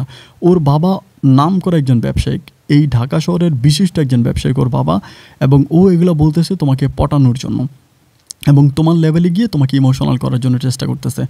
ও তখন আমাকে বলে কী বললেন আপনি? ও তো বলতেই পারতো বড় লোকের ছেলে। আমি বলি তো বড় লোকের ছেলে কি তুমি এর সাথে প্রেম করতা না, এই জন্য ও তোমার লেভেলে চলে আসছে। পরে আমাকে বলতেছে আপনি কি এটা প্রমাণ করতে পারবেন? আমি বললাম হ্যাঁ পারবো, কেন পারবো না। ও তখন বলে যে আচ্ছা ঠিক আছে, তাহলে কীভাবে প্রমাণ করাবেন? আমি বলি ঠিক আছে, তুমি কীভাবে প্রমাণ চাও? তখনও বলে যে আপনি আমাকে নিয়ে যাবেন। আমি বলি ঠিক আছে নিয়ে যাব। তো ওদের যে বাড়ি আছে, আমি একদিন কী করলাম, মেহেরকে ওদের বাড়ির সামনে নিয়ে গেলাম। ওইটা আবার আমার বন্ধুরে বলি নাই। মেহেরকে ওদের বাড়ির সামনে নিয়ে গিয়ে তখন আমি দারোয়ানকে জিজ্ঞেস করলাম, ছবিটা দেখালাম যে এই ছবিটা কার? দারোয়ান তো আমাকে আগেই চিনে। পরে বলে এটা আপনি আমাকে দেখাচ্ছেন কেন? এটা তো আপনার বন্ধুর ছবি। আমি বলি নাম বলেন। পরে বলে কেন? তো নামটা বললো। বলার পরে আমি তখন বললাম দেখলা? পরে আমি বললাম এই বাড়ির মালিক ওর বাবা না? বলে হ্যাঁ। তো এই কথা বলার পরে মেহের তখন ওখানে কান্না করে দেয়, কান্না করে দিয়ে চলে আসে, বাসায় চলে যায়। এবং বাসায় চলে যাওয়ার পরে আমি তখন আমার বাসায় আসি। এভাবেই 2টা দিন কাটে। আমার বন্ধু কিন্তু আবার এসব কিছুই জানে না। ও আর আমার বন্ধুর সাথে কথা বলে না, আমার বন্ধুর সাথে কথা বন্ধ করে দেয়। 2 দিন পরে ওই রাবেয়া খালা আমাকে বলতেছে যে আমার মেয়েটারে আপনি কী মন্ত্র দিলেন, আমার মেয়েটা তখন মরে যাচ্ছে, এটা বলে। আমি তখন বললাম কী বলেন? মরে যাচ্ছে মানে কী হয়েছে? পরে বলে খাওয়া দাওয়া করে না, ঘুমায় না, আজকে বেশ কয়েকদিন হাত কেটে ফেলছে, হাত ব্যান্ডেজ করা, এটা সেটা অনেক কিছু বলে। তো ছোটো মানুষ তো অনেক কম বয়সী ইমোশনাল হয়ে গেছে, অনেক কম বয়সী ইমোশনাল। দেন আমি তখন বললাম যে আল্লাহ, এটা কেমন কথা বলতেছে? পরে আমি গেলাম, ওদের বাসায় গেলাম। বাসায় যাওয়ার পরে দেখলাম যে ওর যে আপন যে মা আছে, আপন মার সাথেই থাকে তখন। তো পড়াশোনাও অফ করে দিয়েছে। পরে আমি গিয়ে জিজ্ঞেস করলাম যে মেহের কী হয়েছে আমাকে বলো তো। কিছু বলে না, খালি কান্নাকাটি করে। বলে আমি আপনার বন্ধুকে অনেক বিশ্বাস করতাম, অনেক ভালোবাসতাম, আপনার বন্ধু আমার সাথে এত বড় চিট করলো, এত বড় প্রতারণা করলো, আমি ওকে কোনোদিনও ক্ষমা করবো না, ও আল্লাহর কাছে দায় দিতে হবে, এটা সেটা বলে খুব কান্নাকাটি করে। আমি তখন বললাম দেখো তুমি কান্নাকাটি করো না, কান্নাকাটি করলে এটার কোনো সমাধান হবে না। মূল ঘটনা হচ্ছে আমার বন্ধু যে এরকম, আমি তোমাকে আগেই বলেছিলাম, তুমি তো আমার কথা শুনলা না। ও তখন আমাকে বলতেছে আমি বুঝতে পারি নাই, এখন আমি কি করব, এটা বলে খুব কান্নাকাটি। আমি বললাম যে ঠিক আছে কান্নাকাটি করো না, আমি আছি, আমি একটা ভালো বিধি ব্যবস্থা করে দিব, তুমি মন খারাপ করো না, তুমি আল্লাহর উপরে বিশ্বাস রাখো, সব কিছু ঠিক হয়ে যাবে। এরকম করে তাকে আমি মোটামুটি বুঝাইতে সক্ষম হই। হওয়ার পরে এরপর থেকে ওরকমই মানে ওর আর কোনো কিছুর প্রতি ইয়ে নেই। রাবেয়া খালা আমাকে তখন বারবার বলে যে আমার মেয়েটা এরকম হয়ে গেছে, খাওয়া দাওয়া করে না, ঘুমায় না, এরকম করে বলে। তো বলার পরে এরপর থেকে আমি একটু বিকেলবেলা সময় করে ওর সাথে ঘুরতে যাই। মানে ওদের বাসা আর আমাদের বাসা কিন্তু অনেক বেশি দূরত্ব ছিল না, প্রায় কাছাকাছিই ছিল। তো এই জন্য আমি ওকে নিয়ে মাঝে মাঝে ঘুরতে যাই, এখানে সেখানে বিভিন্ন জায়গায় ঘুরি। এরকম করে ঘোরাফেরা করতে করতে করতে করতে কেমন জানি তার প্রতি আমার একটা মনের অজান্তে একটা ভালো লাগা কাজ করতে শুরু করে। মানে কেমন যেন একটা ভালো লাগা কাজ করতে শুরু করে। অলওয়েজ ঘুরি, এখানে ওইখানে বিভিন্ন জায়গায় যাই। এরকম করে যেতে যেতে এক ধরনের ভালো লাগা কাজ করে, এবং এই ভালো লাগাটা এতটাই ভালো লাগা কাজ করতে শুরু করে যে আমি মানে কেমন জানি তার সাথে কথা বলতে না পারলে, তার সাথে দেখা করতে না পারলে, তার সাথে ঘুরতে যেতে না পারলে আমার ভিতরে অনেকটা কষ্ট কাজ করে। মানে অনেক কষ্ট কাজ করে, আমি খাওয়া দাওয়া করতে পারি না, আমি ঘুমাইতে পারি না, আমি নিজে অনেক বেশি টেনশনে পড়ে যাই যে কী ব্যাপার, এরকমটা কেন হয়ে গেল। অ্যান্ড আমি তো অতটা ইমোশনাল ছেলে ছিলাম না, আমি এতটা ইমোশনাল কেন তার উপর হয়ে গেলাম। আমি কোনোভাবেই তার কাছ থেকে সরতে পারতেছি না। তখন খুব খারাপ লাগে, মানে নিজের ভিতরে নিজেকে অনেক বেশি অপরাধী মনে হয় যে এটা আমি কী করলাম। এবং একটা পর্যায়ে মনের অজান্তে আমি তখন মেহেরকে ভালোবেসে ফেলি। আমি যে মেহেরকে ভালোবাসে ফেলি এটা আমি নিজেও বুঝতে পারি না, এবং মেহেরও কিন্তু জানে না যে ও আমাকে ভালোবাসে, কিন্তু আমাদের দুজনের মাঝে প্রেম ভালোবাসা হয়ে যায়। মুখে ভালোবাসি বলি নাই, কিন্তু অন্তর থেকে ঠিকই ভালোবাসি। এমন করে সম্পর্কটা সামনের দিকে খুবই গভীরভাবে পৌঁছে যায়। তখন আমি আবার পুনরাবার মেহেরকে ভর্তি করাই, মেহের আবার পড়াশোনা করে। অ্যান্ড আমিও তখন ইন্টারমিডিয়েট ফাইনাল পরীক্ষা দিয়ে ফেলি। আমি ইন্টার ফাইনাল পরীক্ষা দেওয়ার পরে আমি তখন ভার্সিটিতে ভর্তি হই। মেহের তখন এসএসসি পরীক্ষা দেয়, এবং এসএসসি দেওয়ার পরে ও তখন কলেজে পড়ে। তো ওর পড়াশোনার খরচ থেকে শুরু করে মোটামুটি সব কিছুই আমিই দিচ্ছিলাম, আমি সব কিছু করতেছিলাম। তো এমন করে সময়গুলো কাটতেছে। তো কাটতে কাটতে দেখা যায় এইভাবে কিছুদিন কাটার পরে একবার হঠাৎ করে রাবেয়া খালা খুব অসুস্থ হয়ে পড়ে। মানে অনেকটা অসুস্থ হয়ে পড়ে যে ওনার পেটের মধ্যে টিউমার এরকম টিউমার হওয়ার পরে উনি আর আমাদের বাসায় কাজে আসতে পারে না। তো আমার মা কিন্তু রাবেয়া খালাকে অত্যন্ত ভালোবাসে, অনেক পছন্দ করে। তো আমার মা তখন কী করে, আরেকটা কাজের লোক রাখে, ওই কাজের মহিলাটা তখন রান্নাবান্না করে। অ্যান্ড আমার মায়ের কথা হচ্ছে ডেলি 3 বেলা রাবেয়া খালা এবং ওনার মেয়ের জন্য খাবার দিয়ে আসতে হবে, এটা আমার মায়ের কথা। তো মায়ের আদেশ রাখতে বলি সকালবেলা নাস্তা, দুপুরে লাঞ্চ এবং রাতের বেলায় ডিনার নিয়ে আমি অলওয়েজ ওই রাবেয়া খালার বাসায় যাতায়াত করতাম। রাবেয়া খালার বাসায় নিয়ে যেতাম, নিয়ে যাওয়ার পরে দেন ওনাকে দিতাম, উনি খাবারগুলো খাইতো। এরকম করতে করতে আমার হচ্ছে ওনার মেয়ে মেহেরের সাথে সম্পর্কটা আরও গভীর হয়ে গেল। সম্পর্কের মাত্রাটা এবার এতটাই গভীর হয়ে গেল যে আমি আমার মনের অজান্তেই সম্ভবত মেহেরের সাথে আমার একটা অনৈতিক সম্পর্ক হয়ে যায়। যেহেতু একই বাসায় যাই, রাবেয়া খালা এক রুমে থাকে, আরেক রুমে মেহের থাকে, তো আমি সেই রুমে গিয়ে মেহেরের সাথে দুষ্টমি করে কথাবার্তা বলি, মেহেরের গায়ে হাত দিই। এরকম করতে করতে মেহেরের সাথে আমার একটা সম্পর্ক হয়ে যায়, এক ধরনের একটা সম্পর্ক হয়। এবং সেই সম্পর্ক হওয়ার পর থেকে আমি মেহেরের সাথে এই শারীরিক সম্পর্কের মাঝে লিপ্ত হয়ে যাই। শারীরিক সম্পর্ক করতে করতে করতে করতে একটা পর্যায়ে মেহের বাচ্চা কনসেপ্ট করে। ও যখন বাচ্চা কনসেপ্ট করার পরে ও তখন আমাকে বলে যে আমার পেটে তো বাবু আছে, আপনি আমাকে বিয়ে করেন। ওরকম করে বিয়ের জন্য মোটামুটি একটা ছোটোখাটো প্রেশার দেয়। তো আমি তখন বিশ্ববিদ্যালয়ে পড়াশোনা করি এবং আমার কথা হচ্ছে আমি ওকে বিয়ে করে আমি ওকে আলাদা কোনো একটা জায়গায় রেখে দিব, ওরকম একটা প্ল্যানিং করি। এবং প্ল্যানিং অনুসারে আমি তখন আমার বন্ধুদেরকেও জানাই যে এমনি বিয়ে করবো। আমার বন্ধুরা তখন সবাই আমাকে সাপোর্ট করে, হেল্প করে।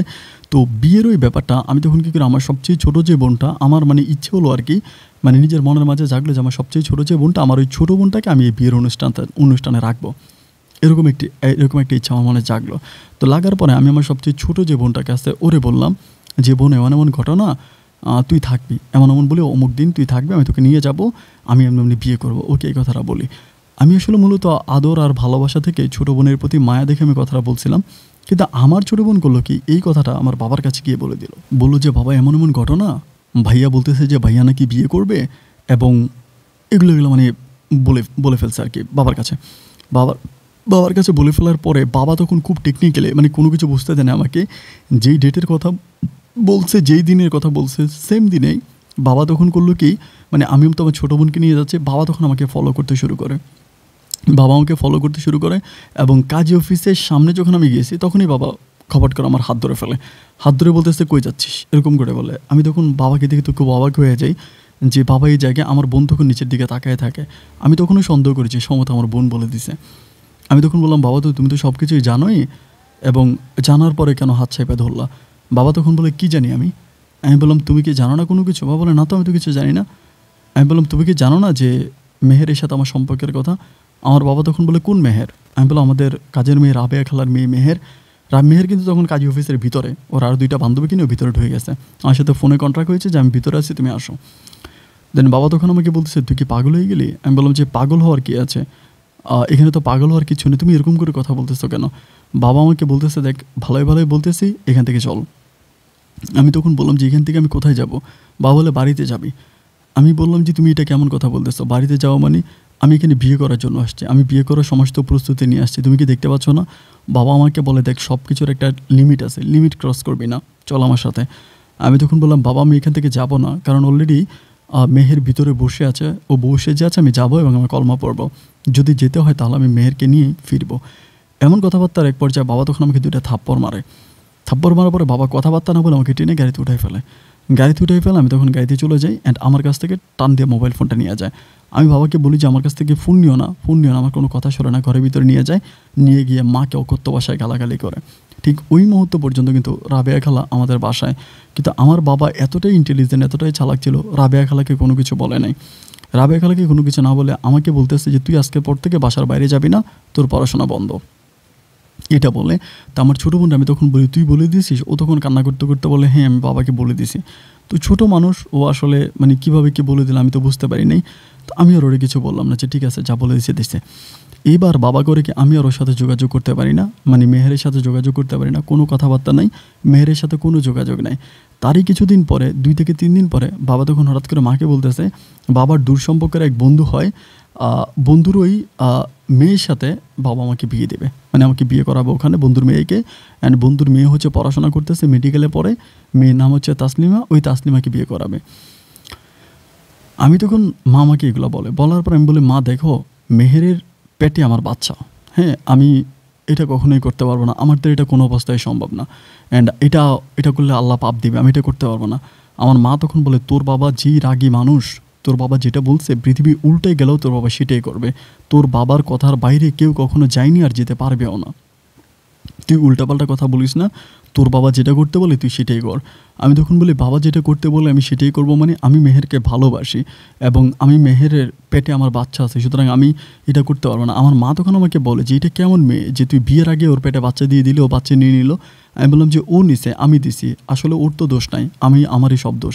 আমার মা বলে যা হবার তা হয়েছে, অ্যান্ড কাজের মহিলার মেয়ের সাথে তোর যায় না এবং তোর বাবা এটা কখনোই মেনে নিবে না। যা হবার হয়েছে, যা করার করছিস, মেয়েকে কিছু টাকা পয়সা দিয়ে দিব, ঠিক হয়ে যাবে। আমি বললাম না, আমি তোকে কোনো টাকা পয়সা দিতে পারবো না। আমি ওকে টাকা পয়সা কেন দিব? আমি কোনো টাকা পয়সা দিব না। আমি ওকে ভালোবাসি, অ্যান্ড বিয়ে করতে হয় আমি তাকেই বিয়ে করব। আমি অন্য কোনো মেয়েকে বিয়ে করবো না।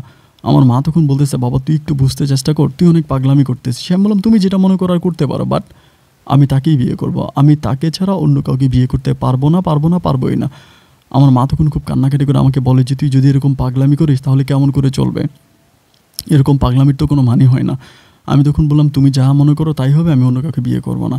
এমন করে সময়গুলো কাটতেছে। আমি আর মেহেরের সাথে কোনো রকমের যোগাযোগ করতে পারতেছি না যে ও কোথায় আছে, কোন জায়গায় আছে, আদৌ ঠিক আছে কিনা, আমার বাবা ওর কোনো ক্ষতি করলো কিনা, কোনো কিছু আমি বুঝতে পারি না, কোনো কিছু আমাকে বুঝতে দেয় না দেওয়ার পরে আমার বাবা একদিন হঠাৎ করে ওই তাসলিমাদের বাড়িতে যাবে, আমাকে নিয়ে যাবে। আমাকে বলতেছে রেডি হওয়ার জন্য, মাকে বলতেছে তোমাকে বলো রেডি হওয়ার জন্য, আমরা ওই বাড়িতে যাব এবং ওখানে মেয়ে দেখতে যাব, এটা বলে। তো মা তখন আমাকে বলে যে দেখ তুই পাগলামি করিস না, তুই চল, গেলে তো আর বিয়ে হয়ে যাবে না, আর তুই বিয়ে করার জন্য যাচ্ছিস মেয়ে দেখার জন্য, চল। এই কথা বলে মা তখন আমাকে ওখান থেকে নিয়ে নেয়। আমি তখন বললাম যে ঠিক আছে। মায়ের কথা মতো তখন আমি গেলাম, শুধু মায়ের মুখের দিকে তাকায়, কারণ না হলে বাবা মায়ের সাথে অশান্তি করবে, সংসারে ঝামেলা হবে। ওই ঝামেলার কথা চিন্তা করে আমি তখন বাবার কথা মতো মায়ের সাথে গেলাম ওখানে মেয়ে দেখার জন্য। তাসলিমাদের বাসায় গেলাম এবং যাওয়ার পরেই ওইখানে ঢোকার পরে আমি দেখতেছি ওখানে মোটামুটি বিয়ের আয়োজন এবং মানুষ দেওয়া ইনভাইট করা এবং অনেক মেহমান এবং আমি ওখানে গেলেই বুঝতে পারি যে ওখানে বিয়ে হবে। আমি তো আসলে মোটামুটি একটু মানে ভদ্র টাইপের ছেলে ছিলাম, যে উশৃঙ্খলা করা, ফ্যামিলির বাইরে যাওয়া, ফ্যামিলির উপরে কথা বলা, এরকম টাইপের ছেলে কিন্তু আমি না, মোটামুটি একটু শান্ত স্বভাবের মানুষ। তো আমি চিন্তা করতেছি যে এখন যদি আমি এটা নিয়ে সিনক্রেট করি, এটা নিয়ে ঝামেলা করি, তাহলে ঝামেলা আরও বাড়বে। আমি তখন চুপচাপ আছি, থাকার পরেই আমি তখন চিন্তা করলাম কী করা যায়, মানে কোন অ্যাঙ্গেলে কী করা যায়। আমি তখন মাকে বললাম মা আমি শুধু তোমার মুখের দিকে তাকে এই জায়গায় আসছি, নাহলে কিন্তু আমি জীবনেও আসতাম না। এই জায়গায় আমার জীবনও আসতাম না, শুধু তুমি বলছো আমি তোমার মুখের দিকে তাকাইছি এবং এই জন্যই আসছি মা, আদার্স কোনো কারণ কিন্তু নাই। তুমি মা প্লিজ একটু বুঝতে চেষ্টা করো, তুমি আমার সাথে এই কাজটা করো না। মা আমাকে বলে তোর বাবা এখন মেহমান দাওয়াত দিয়ে ফেলছে, সবাইকে বলে ফেলছে, মেয়েও বসে আছে, এখন তো বাবা এখান থেকে ফেরার কোনো উপায় নেই। আমি বললাম না, এটা হতে পারে না, এটা তোমরা কিন্তু করলে খুব অন্যায় করবা, এটা অনেক বড় অপরাধ হবে। মা তুমি জানো যে মেহেরের পেটে আমার বাচ্চা আছে। মা তখন বলে তুই এখন বিয়েটা কর এবং পরেরটা পরে দেখা যাবে। আমি বললাম যে না, পরেরটা পরে। মা বলে একটা মানুষ দুইটা বিয়ে করতেই পারে, তুই প্রয়োজনে এরপরে মেহেরকে আবার বিয়ে করবি, মেহের ওর বাড়িতে থাকবে, তাসলিমা আমার বাড়িতে থাকবে। আমি বললাম এটা মেহের মানবে কি না, এটা তো মেহেরকে জিজ্ঞেস করতে হবে। আমার মা বলে তুই আর কোনো কথা বলিস না। এই কথা বলে মা আমার পা চেপা ধরার পরে আমি বললাম যে ঠিক আছে, আমি যাকে বিয়ে করব তাকে তো আমি চিনি না, তার সাথে আমার একটু কথা বলতে হবে, আমার তার সাথে একটু কথা বলা প্রয়োজন, আমি তার সাথে একটু কথা বলবো। এই কথা আমি আমার মাকে বলি। বলার পরে মা তখন বলে আচ্ছা ঠিক আছে, আমি তোকে মেয়ের সাথে কথা বলাই দিব। মা তখন আমাকে দোতলায় নিয়ে যায়, দোতলায় নিয়ে ওই তাসলিমের রুমে আমাকে দেয়। আমি তখন রুমে যেতে, তাসলিমা একদম মোটামুটি সাজুগুজু করে খুব রেডি অবস্থায়। আমি তখন গিয়ে বসে জিজ্ঞেস করি যে আপনি কি আমাকে কখনো দেখেছিলেন? বলে হ্যাঁ অনেকবার দেখেছি, কিন্তু আমি তাসলিমাকে কখনো দেখছি কি না এটা আসলে আমার মানে খুব একটা মনে নেই, আমার মনে আসতেছে না। পরে আমি বললাম যে আপনি যে আমাকে বিয়ে করতেছেন আমার সম্বন্ধে কতটুকু জানেন? পরে আমাকে বলে যে যতটুকু জানি আপনি যথেষ্ট নম্র ভদ্র একটা ছেলে এবং আপনি পড়াশোনা করেন, এডুকেট পারসন, আপনার বাবার কাছ থেকে যতটুকু শুনলাম। আমি তখন বললাম এটা তো মানে ডিজিটাল জামানা, এই জামানায় এসে একটা ছেলেকে না দেখে আপনি এইভাবে বিয়ে করার জন্য মানে প্রস্তুতি নিয়ে নিলেন। উনি আমাকে বলতেছিল যে আমার বাবা মা বলতেছে এখন আমি কী করব। এখন মেয়েটা যে এতটা ইমোশনাল বা এতটাই উৎফুল্ল, তার মুখে সে যে বিয়ে করবে, সে প্রচুর পরিমাণ এক্সাইটেড, অনেক হ্যাপিনেস। তো এরই মাঝে যে আমি ওকে বলবো যে এই ব্যাপারগুলো যে তাকে জানাবো যে আমার লাইফে এরকম একটা ঘটনা, এগুলো আমার মুখ থেকে আসলে আর বেরোচ্ছে না, আমি কিছু বলতে পারিনি। বোকার মতো কোনো কিছু না বলতে পেরে আমি তখন তাকে বললাম যে ঠিক আছে, আমি দেখি কি করা যায়। হ্যাঁ, আমি মানে তার সাথে কথাবার্তা বলে আমি ওখান থেকে নিচে নেমে আসলাম। আসার পরে দেখলাম যে মাও মোটামুটি সবাই রেডি এবং আমি ওইখান থেকে যে ফিরার কোনো উপায় নেই। আমি যে একটা সিনক্রেট করলাম, আমি তো আগেই বললাম যে আমি যথেষ্ট নম্র ভদ্র টাইপের একটা মানুষ, আমি পারি না একটা সিনক্রেট করতে, ঝামেলা করতে, ওটা করতে পারি না। এবং সম্পূর্ণ আমার ইচ্ছার বিরুদ্ধেই, আমি কোনো রকম ইচ্ছা নিই না, আমার ইচ্ছার বিরুদ্ধেই তখন হচ্ছে আমাকে ওই তাসলিমা মেয়েটাকে বিয়ে করাই দেয়। তাসলিমাকে বিয়ে করি, অ্যান্ড বিয়ে করার পরে দেন আমি তখন বাড়িতে আসি। বাড়িতে আসার পরেই রাতে আমাদের বাসরঘর হয়, এবং যেভাবে হওয়া দরকার ওভাবেই হয়। সকালবেলা প্রায় ঘড়ির সময় 9টার দিকে আমি ঘুম থেকে উঠে গোসল করব। গোসল করে আমি ব্রেকফাস্ট করার জন্য যখন ডাইনিংয়ে যাই, তখনই আমাদের দারোয়ান নিচ থেকে দৌড়ে এসে আমার বাবাকে বলতেছে যে, আমার বাবাকে বলে পুলিশ আসছে, আপনাকে ডাকতেছে, এটা বলে। তো পুলিশ আসছে, আব্বাকে ডাকতেছে এই সকালবেলা। এটা শোনার পর আমি খুব অবাক হয়েছে যে কী ব্যাপার, পুলিশ আব্বাকে ডাকবে কেন? আমি তখন বাবার সাথে যাচ্ছিলাম। বাবা আমাকে বলে, না তুই যাইস না, তুই থাক, আমি গিয়ে দেখে এসে কী হয়েছে। বাবা যখন যায়, আমি তখন বাবা চলে যাওয়ার পরে আমি তখন বাবার পিছন দিয়ে যাচ্ছিলাম যে দেখা যাক কী হয়, বাবা কেন গেল এটা জানার জন্য। আমি বাবার পিছন দিয়ে যাচ্ছিলাম, এবং বাবার পিছনে যাওয়ার পরেই আমি দেখতে পাই যে পুলিশের সাথে আমাদের কাজের মহিলা রাবেয়া দাঁড়ায় আছে। তা আমি ভাবলাম যে হয়তো যেহেতু ওনার মেয়ের পেটে আমি বাচ্চা দিয়েছি, বিয়ে করি না, ওনার মেয়েকে উনি একটা মামলা দায়ের করতেই পারে মেয়েকে দিয়ে, যে মেয়েকে আমি এরকম করছি। অ্যান্ড সম্ভবত সেই সুবাদেই পুলিশ আসছে, এটা আমার কাছে মনে হলো। আমি তখন বললাম যে আমি ওখানে দাঁড়াই আছি, কিন্তু দেখতেছি যে না, পুলিশের সাথে আব্বার অনেক তর্কাতর্কি হচ্ছে। অ্যান্ড একটা পরে যে আমি তখন আরেকটুখানি সামনে গেলাম, মানে 2-3টা কদম সামনে গিয়ে গেটটা ক্রস করার পরেই রাবেয়া খালা তখন বলতেছে যে আমার মেয়ে তোরে ছাড়বে না, আমার মেয়ের আত্মা তোরে ছাড়বে না, আমার মেয়ের আত্মা তোরে ঠিকই ধরবে, আল্লাহর গজব তোর উপরে পড়বে, তুই আমার মেয়েরে খুন করছস, এগুলো বলার পর আমার তখন কলিজাটা কে পোটার, এগুলো কী বলে। আমি তখন সামনে যেয়ে জিজ্ঞেস করি রাবেয়া খালা কী হয়েছে। তখনই রাবেয়া খালা বলতেছে যে গতকালকে রাতে ওনার মেয়ে মেহের নাকি ফাঁসি দিছে। শুনতে পারার পর আমি বললাম যে কী বললেন এটা, কথাবার্তা নাই। পুলিশে তখন আমাকে হ্যান্ডকাপ পরায় দেয়। পুলিশ আমাকে হ্যান্ডকাপ পরায়, আমার ঘরে কিন্তু আমার বউ, নতুন বউ, হ্যান্ডকাপ পরায় দেয়। আমি তখন বাবা বলতেছে যে ব্যাপারটা আমরা বুঝবো, আপনি আমার ছেলেকে নিয়ে না, আমার ছেলে গতকালকে রাতে মাত্র বিয়ে করছে। পুলিশ বলে যে না, কোনো কথা নেই, ওটাকে নিতে হবে। এই কথা বলে আমাকে হ্যান্ডকাপ পরায় দিয়ে এলো, পুলিশের ভ্যানে উঠে নিয়ে গেল। আমাকে নিয়ে যাওয়ার পরে আমি আর কোনো কিছু জানি না কী হইলো। আমি ওইখানে থানার মধ্যে পড়ে আছি, থানাতে আটকে থাকার পরে প্রায় এখানে প্রায় 2 মাসের মতো আমাকে ওখান থেকে জেলে প্রেরণ করা হয়। কেমনি 2 মাস মতো টোটাল আমি থাকি। 2 মাস পরে আমার বাবা আমাকে ওখান থেকে বের করে আনে। অ্যান্ড 2 মাস পরে বের করে আনার পরেই আমি জানতে পারি যে, যতটুকু জানতে পারি, রাবেয়া খালাকে আমাদের বাসা থেকে কাজের জন্য আসলোই না উনি, বাবাও আনলো না, এবং ওনার মেয়েকে, মানে যে পেটে যে বাচ্চা ছিল ওই বাচ্চাটাও মারা গেছে, এবং মেয়ে ফাঁসি দিছে, তাকে মারিয়ে দেওয়া হয়েছে ঢাকাতেই। এটা জানতে পারি। তখন আমার খুব খারাপ লাগে, খুব কষ্ট লাগে যে আসলে আমার তো কোনো অপরাধ ছিল না। আমি তো মানে যতটুকু হচ্ছে যে মানে ওকে মন থেকে চাইছিলাম, ওকে মন থেকে ভালোবাসছিলাম। কখনো এরকম হবে এটা তো আমি কখনো স্বপ্নেও চিন্তা করতে পারি না। এত ভালোবাসলাম, এত কিছু করলাম, এরপরে হঠাৎ করে এরকম একটা ঘটনা, এটা আসলে মেনে নেওয়ার মতো না। এটা যে আমি মেনে নিব এটা আমি পারতেছি না। আমার খুবই কষ্ট হচ্ছিল, আমার কলিজাটা একদম ভার হয়ে গেছিলো যে এটা কেমন কথা হবে, এটা তো আসলে অ্যাকসেপ্টেবল না। যাই হোক, এরপরেও কী আর করা, আমি আমার ঘরে আসলাম, তাসলিমার সাথে আমার সংসার হচ্ছে, এমন করে দিন কাটতে বাবা তখন একটু অসুস্থ হয়ে গেল। আগের মতো অতটা শক্তি নেই বাবার গায়ে। শুনেছিলাম আমার এই মামলাটা নিয়ে বাবার উপরে অনেক দখল গেছে, বাবা অনেক কষ্ট করছে, এবং এই জন্য বাবা আসলে অনেকটা উইক হয়ে গেছে। পরে বাবা বলতেছে যে তোমার একটা কাজ কর, তুই আমার ব্যবসা বাণিজ্যগুলো দেখ। বাবার একটা দোকান ছিল, দোকান বলতে একটা সুপার শপ ছিল। সেই সুপার শপ থেকে শুরু করে বাবার যত ব্যবসা বাণিজ্য ছিল মোটামুটি সবগুলোর মধ্যেই বাবা তখন আমাকে বসাই দিছে। ব্যবসা বাণিজ্য যা আছে এই সবগুলোর মধ্যে আমাকে বসাই দিছে। আমি তখন ব্যবসা বাণিজ্য করতেছি, বাবার ওই ব্যবসা বাণিজ্য নিয়ে আছি। তো ব্যবসার প্রতি কোনো মনোযোগ নেই, হয় যে একটা ব্যবসা করার জন্য যে একটা এনার্জি প্রয়োজন বা একটা মনোযোগ প্রয়োজন, ওরকম কোনো কিছু আমার নয়, মানে কিচ্ছু ভালো লাগে না। বাবা বসাই দিছে, আমি বসে আছি, অতটুকুই। মানে নিজের ভিতরে কোনো রকমের ফিলিংস নাই যে আমি এটাকে ওভাবে করবো ওরকম কিছু নেই, করতেছি। এমন করে আমার বউ তাসলিমার সাথে কিন্তু আমার সম্পর্কটা ভালো যাচ্ছে না, কারণ আমি বারবার মেহেরকে মিস করতেছি, আমার মেহেরের কথা মনে পড়তেছে, আমি মেহেরের জন্য কান্নাকাটি করতেছি। তাসলিমার প্রতি আমার কোনো ফিলিংস আসতেছে না, হয় না যে ভিতর থেকে একটা ফিলিংস আসা, ভিতর থেকে একটা মায়া ভালোবাসা আসা, ওই ভিতর থেকে কোনো কিছু আসতেছে না। এই জন্য আমি জাস্ট চুপচাপ বসে আছি যে দেখা যাক কী করা যায়। আমি জাস্ট আমার মতো করে টাইমগুলো পাস করতেছি। এমন করে সামনের দিকে যেতে যেতে একটা পর্যায়ে দেখতে পেলাম যে তাসলিমা জানি একটু কেমন হয়ে গেছে। মানে বিয়ে করে বউর সাথে শারীরিক সম্পর্ক না করা বা বউকে টাইম না দিলে যা হয় আর কি, তা ও আমার কাছ থেকে একটু করে দূরে যেতে যেতে একটা পর্যায়ে আমি জানতে পারি মানে তাসলিমারই এক দূর সম্পর্কের চাচাতো বোনের মাধ্যমে জানতে পারি যে তাসনিমা নাকি অন্য কোনো একটা ছেলের সাথে সম্পর্ক করে, এবং শুধু সম্পর্ক না, ওই ছেলের সাথে সে শারীরিক সম্পর্কও করে। এই নিউজগুলো আমার কানে আসে। তো আসার পরে আমার তখন মানে নিজের বউ এমন কাজ করে, স্বামী হিসেবে তো আমার খারাপ লাগার কথা, কিন্তু আমার কোনো খারাপ লাগে না। মানে আমার কথা হচ্ছে, যা আমার নিজেরও তো মন বলতে কিছুই নেই, আমি তোকে টাইম দিতে পারি না, অন্য কারোর সাথে যা ইচ্ছা তা করো গিয়া, আমি ওটাতে কোনো কিছু মনে করি না। আমি আমার মতো করে এরকম করে সময়গুলো কাটাচ্ছিলাম।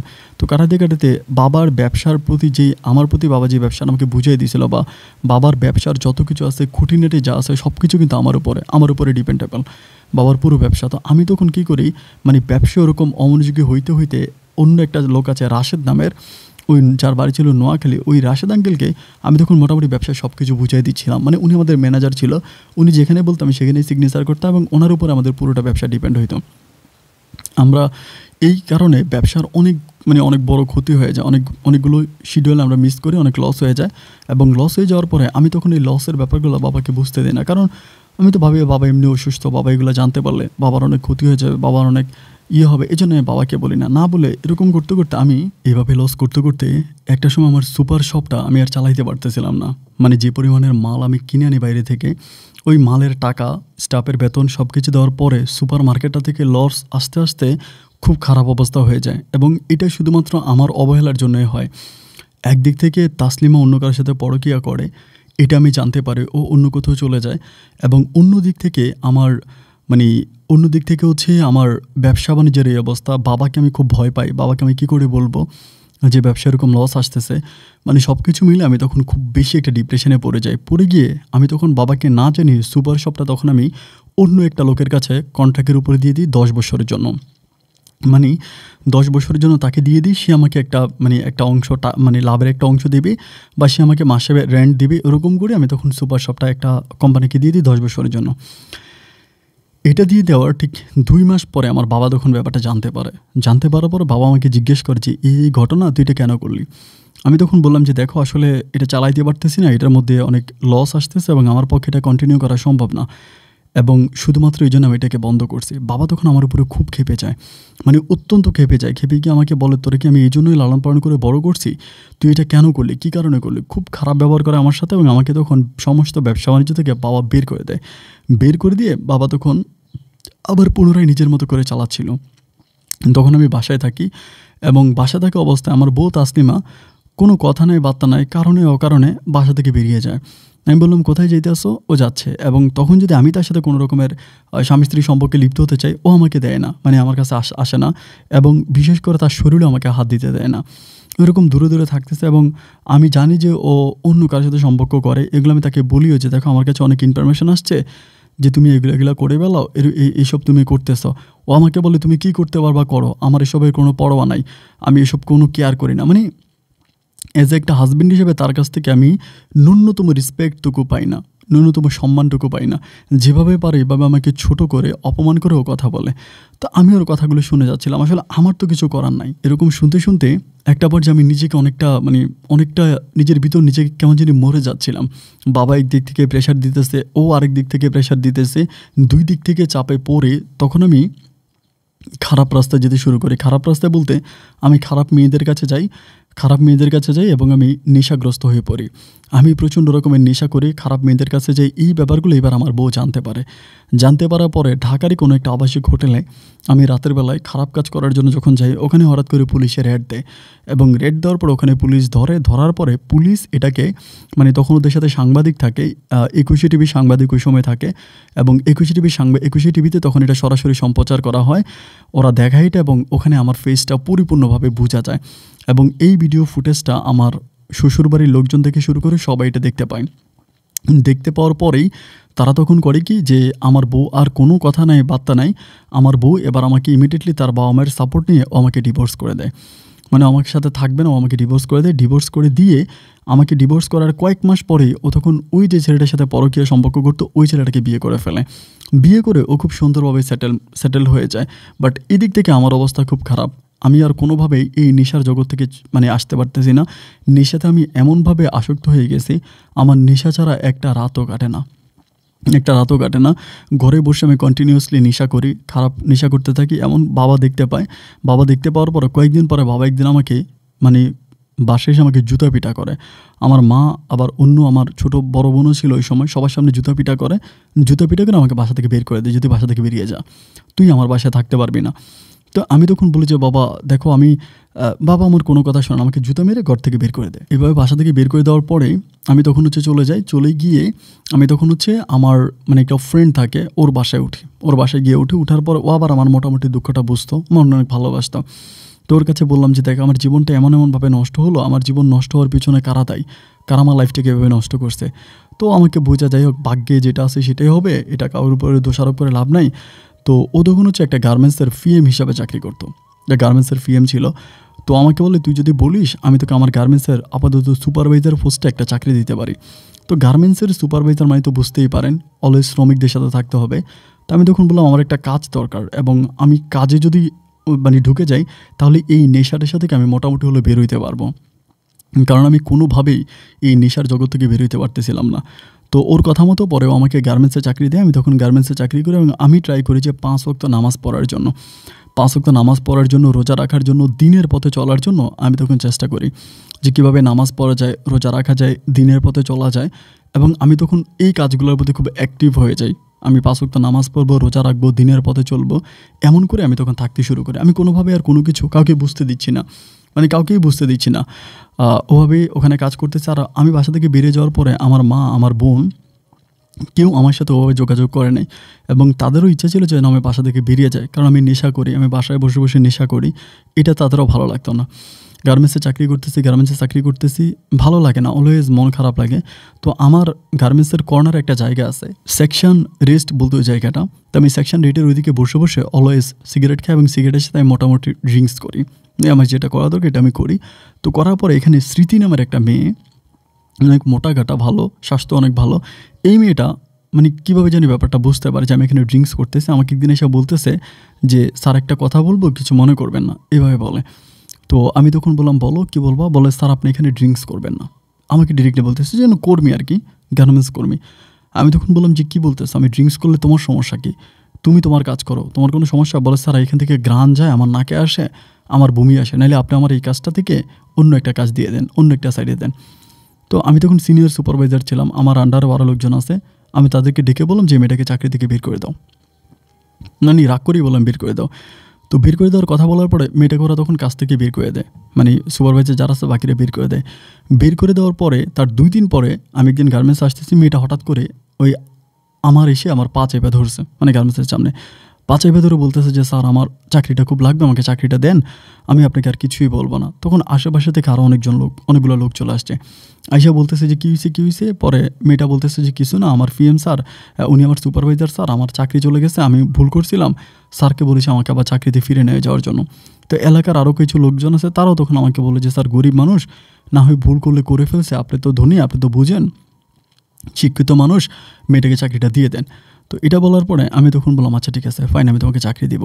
পরে আমি তাকে পুনরায় আবারও ওই জায়গায় তাকে রিপ্লেস করে দিলাম, ও কাজ করতেছে। তো আমার সাথে অলওয়েজ কথা বলে, স্যার ভালো আছেন কি না, এটা সেটা অনেকদিন কথাবার্তা বলতে বলতে একদিনে মেয়েটা করলো কি, অনেকগুলো খাবার নিয়ে আসলো, ফ্রিজে করে, টিফিন বক্সে করে। আয়না বলতেছে স্যার আমি যতদূর জানি আপনি একা থাকেন, তো আমি আপনার জন্য এই খাবারগুলো আনছি, অনেকগুলো খাবার। আমি বললাম যে এত খাবার আমার জন্য কেন আনছো। তো আমাকে বলতেছে যে স্যার আপনি যদি খাবারগুলো খান আমার খুব ভালো লাগবে, আমি মন থেকে অনেক শান্তি পাবো। বললাম আচ্ছা ঠিক আছে দাও। তো আমি খাবারগুলো বাসায় নিয়ে গেলাম, খাইলাম, এবং খাবারগুলো খুবই সুস্বাদু ছিল, অনেক ভালো ছিল। তো থাকার পর আমি তখন মেয়েটাকে বললাম, এরপরের দিন আমি গার্মেন্টসে এসে বললাম যে স্মৃতি তুমি তো একটা কাজ করতে পারো, আমার বাসায় অ্যাটলিস্ট রান্নাবান্নার কাজটা করতে পারো, আমি তোমাকে প্রতিদিন 1 ঘন্টা করে ছুটি দিয়ে দিব, আগে তুমি কি আমার বাসায় রান্নাবান্নাটা করে দিয়ে আসবা, আমি তোমাকে বাসার চাবি দিয়ে দেবো। ও তখন বলে স্যার আচ্ছা ঠিক আছে। পরে আমি কী করলাম, আমার বাসার চাবিটাকে দিয়ে দিতাম প্রত্যেকদিন 1 থেকে 2 ঘন্টা আগে, ওই ছুটি দিতাম, 1-2 ঘন্টা আগেও চলে যেত, গিয়ে আমার বাসায় রান্নাবান্না করতো। তো এই জন্য আমি ওকে এক্সট্রা একটা ফিও করতাম। এমন করে প্রায় 2-3 মাসের মতো কাটে। আমার তখন আর খাবার দাবার নিয়ে কোনো টেনশন নাই, আমার যে খাবার দাবার নিয়ে কোনো টেনশন প্যারা ওগুলো কিচ্ছু নেই, তখন আমি ওই স্মৃতির হাতে রান্নাই খাচ্ছিলাম। তো 2-3 মাস পরে মেয়েটা এমনভাবেই আমার বাসাতে এমনভাবে মিশে গেল, আমার সাথে এমনভাবে মিশে গেল যে আমার বাসায় আসতো, রান্নাবান্না করতো, সব কিছু মিলে তাকে আমার খুব ভালো লাগতো। এক ধরনের নিঃসঙ্গ জীবনে একটা সঙ্গী যেন পেলাম, তো এরকম করতে করতে একদিন শুক্রবারে ছুটির দিন ছিল। তো আমি বললাম যে স্মৃতি আমি তোমার সাথে ঘুরতে যাব। তো আমাকে বলে, ঠিক আছে স্যার। তো আমি তো সবসময় গাড়ি দিয়ে চলতাম, কখনো গাড়ির বাইরে চলতাম না। তো সেই সময় আমি তাকে নিয়ে রিক্সা দিয়ে চললাম। রিক্সা দিয়ে ঢাকা শহরের এখানে ওখানে বিভিন্ন জায়গায় ঘুরলাম। অনেক ভালো লাগলো, মানে আমার ভিতরে অনেক ভালো লাগা কাজ করলো, মানে অনেক ভালো লাগতে শুরু করলো। এরকম করতে করতে আমি মেয়েটার প্রতি অনেকটা দুর্বল হয়ে গেলাম। অনেকটা দুর্বল হয়ে যাওয়ার পরে একদিন আমি নিজে নিজে চিন্তা করতেছি, আমি ভালোবাসছিলাম মেহেরকে। মেহের গরিবের মেয়ে ছিল, মেহের গরিবের মেয়ে ছিল। এত দুঃখ কষ্ট যন্ত্রণার পরেও মেহের আমাকে ভালোবেসে গেছে, এবং এই ভালোবাসার মানুষটাকে না পেয়ে মেহের আত্মহত্যা করছে। আমি বিয়ে করছিলাম বড়লোকের মেয়ে তাসলিমাকে। তাসলিমা তো জানতো যে আমার লাইফে একটা অ্যাক্সিডেন্ট ছিল। জানার পরেও তাসলিমা আমাকে ভালো না করে, আমাকে ভালো না বেশি অন্য ছেলের কাছে চলে গেল। এবং আজকে আমি যে মেয়েটার সাথে চলাফেরা করতেছি, ও খুবই গরিব একটা মেয়ে, যে আমাকে চিনে না জানে না, অথচ আমাকে ড্রিঙ্কস খেতে নিষেধ করেছিল। আমার বাসায় রান্নাবান্না করে দিছে। আমি যখন যেভাবে চাই মেয়েটা আসে ওভাবে আমাকে টাইম দিয়ে আমার সাথে ঘুরে বেড়ায়। তো আমার কাছে কেন জানি মনে হলো জীবনের শেষ সময়টুকুন আমি ওই স্মৃতির সাথে কাটাবো। আমি সব কিছু বলে ওকে বিয়ে করব এবং ওর সাথে আমি আমার জীবনের বাকি সময়টা কাটাবো। এই কথা চিন্তা ভাবনা করে আমি এবার স্মৃতিকে একদিন ডিরেক্টলি অফার করলাম যে, স্মৃতি, এমন এমন ঘটনা, আমি তো ওকে বিয়ে করতে চাই। ও আমাকে বলতেছে যে, স্যার আপনি আমাকে বিয়ে করবেন, কিন্তু আমার বাবা মা কেউ নেই। আমি তখন বললাম, তুমি কোথায় থাকো? পরে বলে, আমি আমার মামার বাসায় থাকি। এটা বলে। আমি তখন বললাম, তোমার মামার বাসা কেমন মামা? পরে বলে, আমার এটা মামা, আমি আমার মামার বাসায় থাকি। এটা আমাকে বলতেছে। আমি তখন বললাম যে, ঠিক আছে ফাইন, এখন তোমার মামাকে বলতে হবে? ও বলে, না মামাকে বলতে হবে না, আপনি যদি বলেন আমি ডকুমেন্ট সব কিছু নিয়ে আসবো, আপনি আমাকে বিয়ে করবেন। আমি তখন বললাম ঠিক আছে। এরপরে সে তার আইডি কার্ড থেকে মানে মোটামুটি ডকুমেন্ট যতটুকু আছে অতটুকু নিয়ে আসে। আনার পর আমি তাকে বিয়ে করি। অ্যান্ড বিয়ে করার পরে ও তখন আমার বাসায় থাকতেছে। এভাবে আমাদের সংসারটা কাটতেছে আলহামদুলিল্লাহ খুব ভালো। বিয়ের পর ও আমাকে যথেষ্ট পরিমাণের বুঝে, মানে আমার প্রতি ওর অন্যরকম টান ভালোবাসা, মানে হয় না যে মানে অনেক বেশি ভালোবাসা, আমাকে অনেক টান ভালোবাসা আমার উপরে। তো এমন করে আমার সাথে চলতেছিল, মানে খুব ভালোভাবেই তার সময়গুলো আমার সাথে কাটতেছিল। সব কিছু খুব ভালো করেই কাটতেছে, কোনো প্রবলেম নাই, কোনো প্যারা নাই, কোনো ঝামেলা নাই। এরকম করে প্রায় 6 মাসের মতো তার সাথে আমার সংসার হয়। 6 মাস পরে ও তখন বাচ্চা কনসেপ্ট করে। বাচ্চা যখন কনসেপ্ট করে, তো এবার আমি ওই ব্যাপারটা আমার মাকে জানাই। মাকে ফোন করে বলে যে, মা এই ঘটনা, ও তো বাচ্চা কনসেপ্ট করছে, এমন এমন ঘটনা, তুমি কি বলো? আমার মা তখন বলতেছে যে, তাহলে তো ভালোই তো বাড়িতে নিয়ে। আমি বললাম যে, বাসায় নিয়ে গেলে বাবা তো জানোই আমার এগেনস্টে, বাবা কী করতে কী করে ফেলে, আমার খুব ভয় লাগতেছে। মা তখন বলে, সমস্যা নাই, আমি আছি, তুই নিয়ে আয়। পরে একদিন মঙ্গলবার দিন ছিল, আমি ওকে নিয়ে সকালবেলা যাই বাসায় ও তোমাদের বাসা দেখে খুব অবাক হয়ে যায়। বলে, এত বড় লোকের বাসা, এত বড়, মানে এত বড় বাড়ি তোমাদের, মানে খুবভাবে ও মানে অনেক খুশি হয়। বাসায় নিয়ে যাই, এবং বাসায় নিয়ে যাওয়ার পর আমার মা যতটুকু পুত্রবধূকে যেভাবে সম্মান করা দরকার ওভাবেই মা সম্মান করে ওকে নিয়ে নেয়, বাসায় নিয়ে নেয়। আচ্ছা, এখানে আরেকটা ব্যাপার বলে রাখি, আমি যে 6 মাস তার সাথে সংসার করছি, আমার ভিতরে কিন্তু তাকে আমার কোনো রকমের পরিবর্তন মনে হয় নাই। যে হাজব্যান্ড ওয়াইফের ভিতরে যেরকম সম্পর্ক হয়, ভালোবাসাবাসি হয়, সব কিছু খুব নর্মালি ছিল, কোনো প্রবলেম ছিল না। বাট আমি আমার বাসায় যাওয়ার পরে মানে কেমন যেন একটু পরিবর্তন তার মাঝে দেখতে পাই। মানে পরিবর্তন দেখতে পাই এরকম, ও মাঝে মাঝে অজ্ঞান হয়ে যায়। মানে ধরেন খাবার খাইতেছে, হঠাৎ করে অজ্ঞান হয়ে গেছে, মানে সেন্সলেস হয়ে যায়।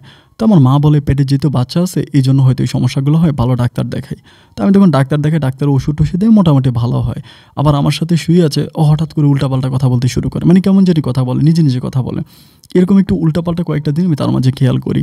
তো আমি এগুলো মাকে বলি যে, মা এই ঘটনা, ওইগুলো কেমন করতেছে? মা বলে, সমস্যা নাই, ও হচ্ছে ঠিক হয়ে যাবে, এই কথা বলে, এগুলো সমস্যা নাই। তো আমি মায়ের কথা মতো মেনে নিলাম যে হয়তো ঠিক হবে। এমন করে দিনের রাতগুলো কাটতে কাটতে একটা পর্যায়ে আবার আমি ওকে বলছিলাম যে, তোমার মামা মামির কাছে যাই বা তাদেরকে, ও তখন ওর মামা মামির কাছে যেতেই বলে না। মানে ও বলে যে, না আমার মামা মামির কাছে যেতে হবে না, অ্যান্ড এগুলো লাগবে না, মানে আমাকে টোটালি বলে, আমি তখন ওইদিকে যাই না। না যাওয়ার পরে দেন বিয়ে সাথে কমপ্লিট, মানে ও একটা মেয়ে সন্তান, আমার ওর কুলজোর একটা মেয়ে সন্তান আসে, একটা মেয়ে হয়। তো মেয়েটাও দেখতে অনেক সুন্দর হয়, অনেক ফুটফুটি হয়, আমার বাবুটা অনেক কিউট হয়, একেবারে দেখতে অনেকটা আমার মতোই হয়। তো যাই হোক, এরপরে বাবুটাকে পাওয়ার পরে বাসায় তো সবাই অনেক খুশি, মহা খুশি, অনেক খুশি, মানে অনেক হ্যাপিনেস সবাই। তো এরকম করে আমার মা তখন বলতেছে, আমাদের বাড়ি ছিল কিন্তু মানিকগঞ্জ, মানে আমাদের গ্রামের বাড়ি। আমার মা একদিন আমাকে বলতেছে মানিকগঞ্জে নিয়ে যাবে, আমার মানে ওনার নাতিনকে নিয়ে উনি মানিকগঞ্জে বেড়াইতে যাবে। তো মায়ের একমাত্র সন্তান। তো মানিকগঞ্জে আমরা তখন বেড়াইতে যাই, আমার বউকে নিয়ে মানিকগঞ্জে বেড়াইতে যাই।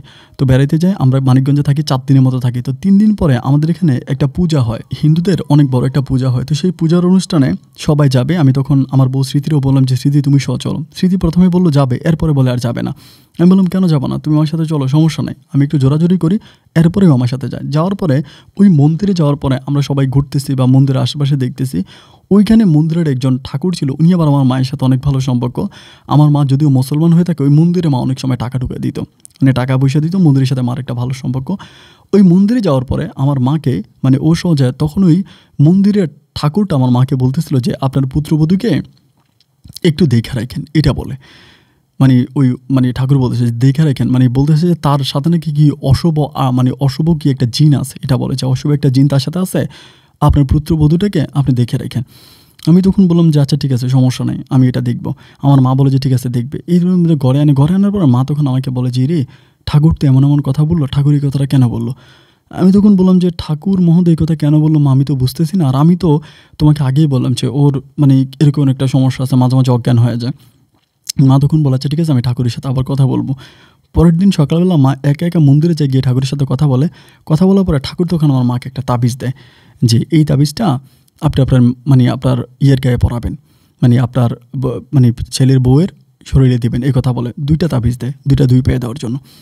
তো তাবিজগুলো নিয়ে মা আসার পরে মা তখন ইয়েকে বলতেছে, স্মৃতিকে বলতেছে যে তাবিজগুলো তুমি পায়ে দাও, মানে তাবিজগুলো পড়ো। স্মৃতি বলতেছে না, আমি এগুলো পড়বো না, আমার এই তাবিজ তোমার বিশ্বাস না, আর আমি মুসলমান, আমি ঠাকুরের তাবিজ কেন পড়বো, আমি হিন্দু তাবিজ পড়বো কেন, আমি পড়বো না। এই কথা বলে তর্কাতর্কি হয়। যাই হোক, ও কিন্তু কখনোই মায়ের সাথে এরকম খারাপ ব্যবহার করে না, বাট সেদিন এরকম খারাপ ব্যবহার করার পরেই তাই আমরা তখন গ্রাম থেকে শহরে চলে আসি, ঢাকাতে আসি। ঢাকাতে আসার পরে মা আমাকে বলে কিরে তাবিজ পড়তে চায় না কেন? আমি বললাম মা, ওরও আচার আচরণ ভালো লাগে না, মানে খাবার, ও মানে বাবু হওয়ার আগেও এই সমস্যাটা ছিল, মানে বাবু হবার পরেও মানে খাবার 3 জনের খাবারও একা খেয়ে ফেলে। মানে দেখা যায় খাবার খাচ্ছে, এটা বলতে লজ্জাও লাগে, 3-4 জনের খাবার একা খেয়ে ফেলে। একটা মুরগি রান্না করলাম, দেখলো পুরোটাইও খেয়ে ফেলে। এরকম কিছু আধ্যাত্মিক টাইপের ক্ষমতা তার মাঝে আছে, এটা মনে হলো। তো ঠাকুর যেহেতু তাবিজ দিল, ওই তাবিজটা আমি একদিন তারা বললাম যে তাবিজ পড়তে হবে। তো রাতের বেলায় ও ঘুমায় আসে, আমি তখন ওই ঘুমের ভিতরে কী করলাম, ওর তাবিজটা পরাই দিলাম। তাবিজটা পরাই দেওয়ার পরেই ও সকালে ঘুম থেকে উঠছে, উঠে আমার বলতেছে, তাই জোরে জোরে ডাকতেছে এই উঠ এরকম করে বলতেছে। আমি বললাম কী হয়েছে? বলে তাবিজ টান, তাবিজ খোল এরকম করে বলতে, ধরতে পারতেছে না, বলে তাবিজ খোল, তুই খোল, তুই করে বলে। আমি তখন তাবিজ করলাম, খোলার পর ও তখন আমার দিকে খুব খারাপভাবে তাকায় আছে। আমাকে বললাম আমাকে তাবিজ পড়াইছে কে? আমি তখন বললাম যে কী হয়েছে, তুমি এমন করতেছো কেন? বলে তাবিজ কে পড়াইছে? তোর মা, মানে তুই তাই করে ব্যবহার করতেছ। আমি তখন বলতেছি আরে পাগলামি করার কি আছে, তুমি এরকম পাগলামি করতেছো কেন? ও বলে তুই তাবিজ আমাকে পড়াইলি কেন? তুই তাবিজ খোল তাবিজ খোল এরকম করে বলে। পরে আমি তাবিজ খুলেও খুব মানে এরকম মানে খারাপ ব্যবহার করতেছে আমার সাথে, যে তুই এরকম করলে কিন্তু আমাকে হারাবি, তোর বাচ্চাকে হারাবি, আমি কিন্তু তোর বাচ্চাকে মেরে ফেলবো, এটা সেটা। আমি তখন বুঝতে পারি যে তার মাঝে কিছু ধরনের সমস্যা আছে, মানে ও যে মানুষ না বা কিছু একটা, এটা আমার ভিতরে তখন কাজ করে। আমি তখনও মাকে কিছু বলি না, মাকে কিছু বুঝতে দেই না, যে যাই হোক এভাবে চলুক। আমি ওকে তাবিজও পড়াই না, নিজের মতো করে রাখতেছি। রাত্রিবেলায় ও মাঝে মাঝে ঘুম থেকে উঠে না, মানে ধরেন প্রস্রাব করার জন্য বা কিছুর জন্য ঘুম থেকে উঠলে আমাকে বলে তুই কে? আমি তো তোকে চিনি না, এরকম করে আমার সাথে কথা বলে, মানে একটু ভিন্নভাবে কথা বলে। তো কথা বলার পর আমি বুঝতে পারি যে ওর সাথে কিছু একটা আছে, কিন্তু আমি এটা করে বুঝতে দিই না, কারণ আমি ওকে ভালোবাসি এবং ও আমার 3য় ওয়াইফ। যদি বউ হিসাব করতে যাও, আমার 3 নম্বর বউ। তো আমি ওকে হারাইতে চাই না, আমার জীবনে 2টো অ্যাক্সিডেন্ট হয়ে গেছে, আমি ওকে হারাবো না। এমন করে আমি ওকে আমার সাথে রেখে যাচ্ছি। এমন করতে করতে প্রায় আরও 8 মাসের মতো কাটে। ওই 8 মাসে আমি পুনরায় সে আবারও বাচ্চা কনসেপ্ট করে, কিন্তু বাচ্চাটা নষ্ট হয়ে যায়। আর আমার যে মেয়েটা আছে, আমার মেয়েটাও তখন অনেকটা বড় হয়, অনেক বেশি বড় হয়ে যায়। তো 8 মাস পরে আমার মা, এই পর্যন্ত কিন্তু আমি ওর মাঝে অনেক প্যারানর্মাল জিনিসপত্র দেখেছি। যেমন ও মাত্র খাবার খেয়ে আসছে, আবার গিয়ে খেয়ে ফেলে, এবং গোসল করার সময় ও যখন গোসল করতে ঢুকে তখন ভিতর থেকে অনেক হাহু করে শব্দ শোনা যায়, মানে মনে হয় যেন অনেকগুলো মানুষ একসাথে গোসল করতেছে, এরকম শব্দ শোনা যায়। আবার কারণে আমাকে কামড় দেয়, বা মানে একটা মানুষের সাথে জিন বা ভূত থাকলে যে ধরনের এগুলো করে না, এই ধরনের। 8 মাস পরেই তখন আমি একদিন রাতে স্বপ্ন দেখতেছি যে ও আমার মেয়েটারে গলা টিপে ধরতেছে, মেয়েটাকে মেরে ফেলবে, এরকম মেয়ের মাংস খাবে, মেয়েকে মারবে, এরকম জিনিসগুলো আমি স্বপ্নে দেখতেছি। এবং যখন আমার ঘুমটা ভাঙে, আমি তখন দেখতেছি যে ঠিক ওর হাতটা আমার মেয়ের গলার মধ্যে এভাবে ধরে রয়েছে। এটা দেখার পর তখন আমার খুব ভয় লাগে যে আমি কিন্তু মেয়েটাকে অনেক ভালোবাসি, এবং আমার কাছে মনে হয় যে জিন ভূত যারা আছে তারা মানে বাচ্চাদের প্রতি তাদের একটা খারাপ আক্রোশ থাকে, মেরে ফেলতে পারে। এবার আজকে 8 মাস পরে আমি একা গিয়ে ওই ঠাকুরের কাছে আবার যে ঠাকুরের মন্দিরে মা আমার বউয়ের জন্য প্রথমে তাবিজ আনছিল, ঠাকুরের কাছে যাওয়ার পর আমি ঠাকুরকে সব কিছু ব্যাপারে, ঠাকুর তখন আমাকে চিনতে পারে না, মানে চিনে না। পরে আমি বলি এমনি, পরে বলে উনি রুগী দেখতে যাবে। পরে আমি কী করে ওর একটা ছবি ঠাকুরকে দেখানোর পরে ছবিটার উপর উনি কী জানে অঙ্কন করে আমাকে ডিরেক্টলি বলতেছে এই মেয়েটা তো আপনাকে বিয়ে করে নাই, বিয়ে করছে এই মেয়ের সাথে জিনটা আপনাকে বিয়ে করছে, এটা বলে। আমি তখন বললাম এই মেয়ের সাথে জিনটা আমাকে বিয়ে করছে, মানে আমি তো আপনার কথা কিছু বুঝতে পারছি না। উনি তখন বলে আচ্ছা ঠিক আছে, আপনি আমাকে বাসায় নিয়ে চলেন। আমি ঠাকুরকে বাসায় আনি। বাসায় আনার পরে আমার বউ ঘরের ভিতরে সব ভাঙচুর করতেছে, এটা ওইটা ভাঙতেছে। আমি ঠাকুরকে আনলাম কেন? আমি ঠাকুরের জন্য গেছি, ও আমাকে কল দিছে যে তুমি ওই মন্দিরে কেন গেছো? ও কীভাবে জানলো? আমি আল্লাহই জানে। তো আনার পর ওইটা ভাঙচুর করে ঠাকুর ওকে ধরছে, ধরার পরেই ওকে মন্ত্র দিছে। মন্ত্রতন্ত্র দেওয়ার পরে আল্লাহর কি হুকুম, ওর মাঝে যখন মন্ত্র দেওয়া হয়েছে, যখন ওকে জিজ্ঞেস করেছে তোর নাম কি, ও বলে ওর নাম হচ্ছে মেহের। ও বলে ওর নাম মেহের। তো ঠাকুর বলছে তুই মেহের, তুই এখানে কেন আসলি? তখন ডিরেক্টলি বলতেছে যে এরকম সবার সামনে, মানে সবার একদম মেহেরের কণ্ঠে, আমার যেই বউ মেহের, মানে রাবেয়া খালার যেই ছিল, মেয়ে ছিল, ফাঁসি দিয়ে মারা গেছে এটা। তো সে আমাকে বলতেছে যে আমাকে এরকম এরকম ওর কারণে আমি মারা গেছি, ও আমাকে আত্মহত্যা করতে পারে, আমি ওর বংশ নির্বংশ করবো, আমি এখান থেকে যাবো, নাহলে যাবো না। তো কবিরাজ তখন বলতেছে এগুলো কী বলতেছিস তুই, যা হবার তা হয়েছে, ও তো কোনো কিছু করে না। এটা বলছে না, ও কোনো কথাই শোনে না। ও খুবভাবে গালাগালি করতেছে যে আমাকে মেরে ফেলবে এবং আমি ওর পেটের যে বাচ্চা নষ্ট করছে, ও আমার বাচ্চা নষ্ট করবে। তখন ঠাকুর বলতেছিল যে আরে ও তুই যে বাচ্চা নষ্ট করবে, এটা তো তোরই বাচ্চা, তুই কীভাবে মেরে ফেলবে? বলে না, এটা আমার বাচ্চা না, এটা স্মৃতির বাচ্চা, আমি স্মৃতির বাচ্চা মারবো, আমার বাচ্চা তো অনেক আগেই মরে গেছে। এমন অবস্থা। তখন ঠাকুর বলতেছে যে ওর অবস্থা খুব খারাপ। পরে উনি মন্ত্রতন্ত্র দেয়, মানে এখানে অনেক কাহিনী আছে, অনেক মন্ত্রতন্ত্র, অনেক কিছু করার পরে ওর ভিতর থেকে যে জিনটা থাকে ওই জিনটাকে সরাই দেয়, মানে জিন বা আত্মা হোয়াটএভার, ওইটা সরাই দেয়। সরাই দেওয়ার 10 মিনিট পরেই তখন আমাকে চিনতে পারে না, স্ত্রী তখন আমাকে চিনতে পারে না, যার সাথে আমি প্রায় 2 বছরের মতো সংসার করে আসতেছি, ও আমাকে চিনে না, ও আমাকে চেনে না। আমি বললাম যে, ও আমাকে বলে আপনি হয়তো আমার গার্মেন্টসের সুপারভাইজার, আমাকে এটা বলে। আমি বললাম হ্যাঁ আমি তোমার গার্মেন্টসের সুপারভাইজার, কিন্তু আমি তো তোমাকে বিয়ে করছি। বলো কখন বিয়ে করছেন? আমি বললাম তুমি কি বলো, আজকে 2 বছরের মতো তুমি আমার সাথে সংসার করো, এই যে তোমার মেয়ে তুমি দেখতে পাচ্ছ না? ও বলে না, এটা আমার মেয়ে না। এটা কিসের আমার মেয়ে? আমি তো গার্মেন্টসেই ছিলাম, গার্মেন্টস থেকে আমার কী হইলো, আমি কই গেলাম? আমার গার্মেন্টস কোথায়? ওই আমার গার্মেন্টসের যত জনের লোক আছে সবার নাম বলতেছে, এজিএমের নাম বলে, পিএমের নাম বলে, সিকিউরিটির নাম বলে, সব নাম বলে। আমি তখন বললাম স্মৃতি তুমি কি চিনতেছো আমাকে? আমি তোমার হাজব্যান্ড। বলেন আপনি আমার হাজব্যান্ড কীভাবে হবেন, আপনি আমার সুপারভাইজার। এই কথা বলে পাগলামি করতে থাকে। আমি বললাম যে তোমার বাসা কোথায়? পরে আমার বাসা অমুক জায়গায়। আমি বললাম তোমার বাসা আমাকে নিয়ে চলো। বলে ঠিক আছে। পরে আমরা গাড়ি বের করে ওর সাথে ওর বাসায় যাই এবং বাসায় যাওয়ার পর বাবা মা তো ওকে পাইয়া জড়াই ধরে চিল্লায় কাঁদতেছে যে তুই কোথায় হারাই গেলি, তুই কোথায় চলে গেলি, তোর গার্মেন্টসে অনেকবার খুঁজছি। আবার আমি এই বিয়ের ব্যাপারটা গার্মেন্টসে বলি নাই।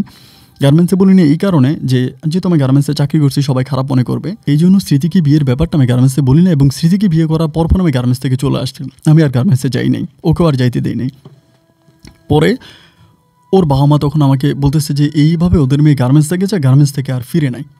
মানে মধ্যে মধ্যে কয়েকদিন আসছিল, বাট তাকে আমরা চিনতে পারিনি এবং লাস্টের দিকে সে গার্মেন্টস থেকে আর আসে নাই। কিন্তু ও আমাকে বলছিল যে ও ওর মামার বাসায় থাকে এবং ওর মামারে ওর গার্ডিয়ান, ওর বাবা মা কেউ নেই, সবাই মারা গেছে। ও আমাকে বলছিল এই কথা, কিন্তু মূল সত্য হচ্ছে যে ওর বাবা মা দুজনেই আছে। ওর বাবা মায়ের কাছে থেকে ও পড়াশোনা করতো, আর ওর বাবা মূলত হচ্ছে রিক্সা চালাইতো আর কি, ওর বাবা রিক্সা চালাইতো। তো এটা ছিল ঘটনা। এখন আমি ওরে বললাম যে মানে ওর বাবা মাকে আমি বললাম যে এই ঘটনা। ওর বাবা মা তো আমাকে জামাই হিসেবে পেয়ে তারা অনেক খুশি, তারা তখন স্মৃতিকে বোঝাচ্ছে যে দেখ এটাই তোর হাজব্যান্ড না, স্মৃতি কোনোভাবেই না। এরপরে আমার ঘরে স্মৃতির ঘরে আরও 2টা মেয়ে সন্তান হয়েছে, এখন আমার 3টা সন্তান। কিন্তু 3টা সন্তান হওয়ার পরেও মানে স্ত্রীর বা স্বামীর যে একটা টান বা ভালোবাসা, এই ভালোবাসাটা আমি আজ পর্যন্ত স্মৃতির কাছ থেকে পাই নাই। কিন্তু ওই খারাপ জিন বা আত্মা যেটাই বলেন, এটা ওর মাঝে আর আসে নাই। ওই ঠাকুর ভালো করে তাবিজ তোমার দিয়ে গেছে, আমার ঘরে সব জায়গায় বন্ধ করছে, ওর মাঝে আমি আর এই প্রবলেমটা দেখি নাই। কিন্তু অ্যাজ এ হাজব্যান্ড হিসেবে আমি তার কাছ থেকে এখনও সেই মর্যাদাটা পাচ্ছি না। আমার কাছে কেন জানি মনে হয় যে মেহের যেন তার মাঝে আবারও আসে। আমি মেহের থাকা অবস্থায় যে ভালোবাসাটা পাইছি, আমি সেই ভালোবাসাটা চাই। কিন্তু এই ভালোবাসাটা আমি চাই না এখন যেটা পাচ্ছি। ও একটাবারের জন্য চিন্তা করে না যে ওর ফ্যামিলিটা কতটা নিচে ছিল। ওর বাবা পেশে, এখন ওর বাবা রিক্সা চালায়, কিন্তু আমাদের নিজেদের গাড়ি আছে, বাড়ি আছে। কিন্তু এরপরে ও আমাকে অতটুকু সম্মান ভালোবাসে না, জানি না কেন। আমি যে ওকে বিয়ে করছি এটাও আজ পর্যন্ত বিশ্বাস করে না। ও আমাকে বলে কীভাবে আমার বিয়ে হয়েছে, আপনি আমাকে বিয়ে ছাড়া আমাকে ব্যবহার করছেন, এটা সেটা অনেক কথাও বলে। যাই হোক, আমি লাস্ট পর্যন্ত দেখলাম আমার 3টা মেয়ে নিয়ে আমি খুব সুখে আছি এবং আমার বাবার ব্যবসা বাণিজ্য যখন আমি মোটামুটি খুব ভালোভাবেই দেখি। তো এই ঘটনাটা আপনাকে জানালাম। আমার বউর সাথে এখন আমার সম্পর্ক হয়, কিন্তু আমরা ওভাবেই স্বামী স্ত্রীর সম্পর্কটা হয় না, আমার কাছ থেকেও দূরে থাকে। আমি জানি না আপনি আমার ঘটনা বুঝতে পারছেন কিনা। যদি না বুঝে থাকেন, এখানে আমার ফোন নাম্বার আছে, আমার সাথে যোগাযোগ করবেন এবং যদি সম্ভব আমার গল্পটা আপনি তুলে ধরবেন।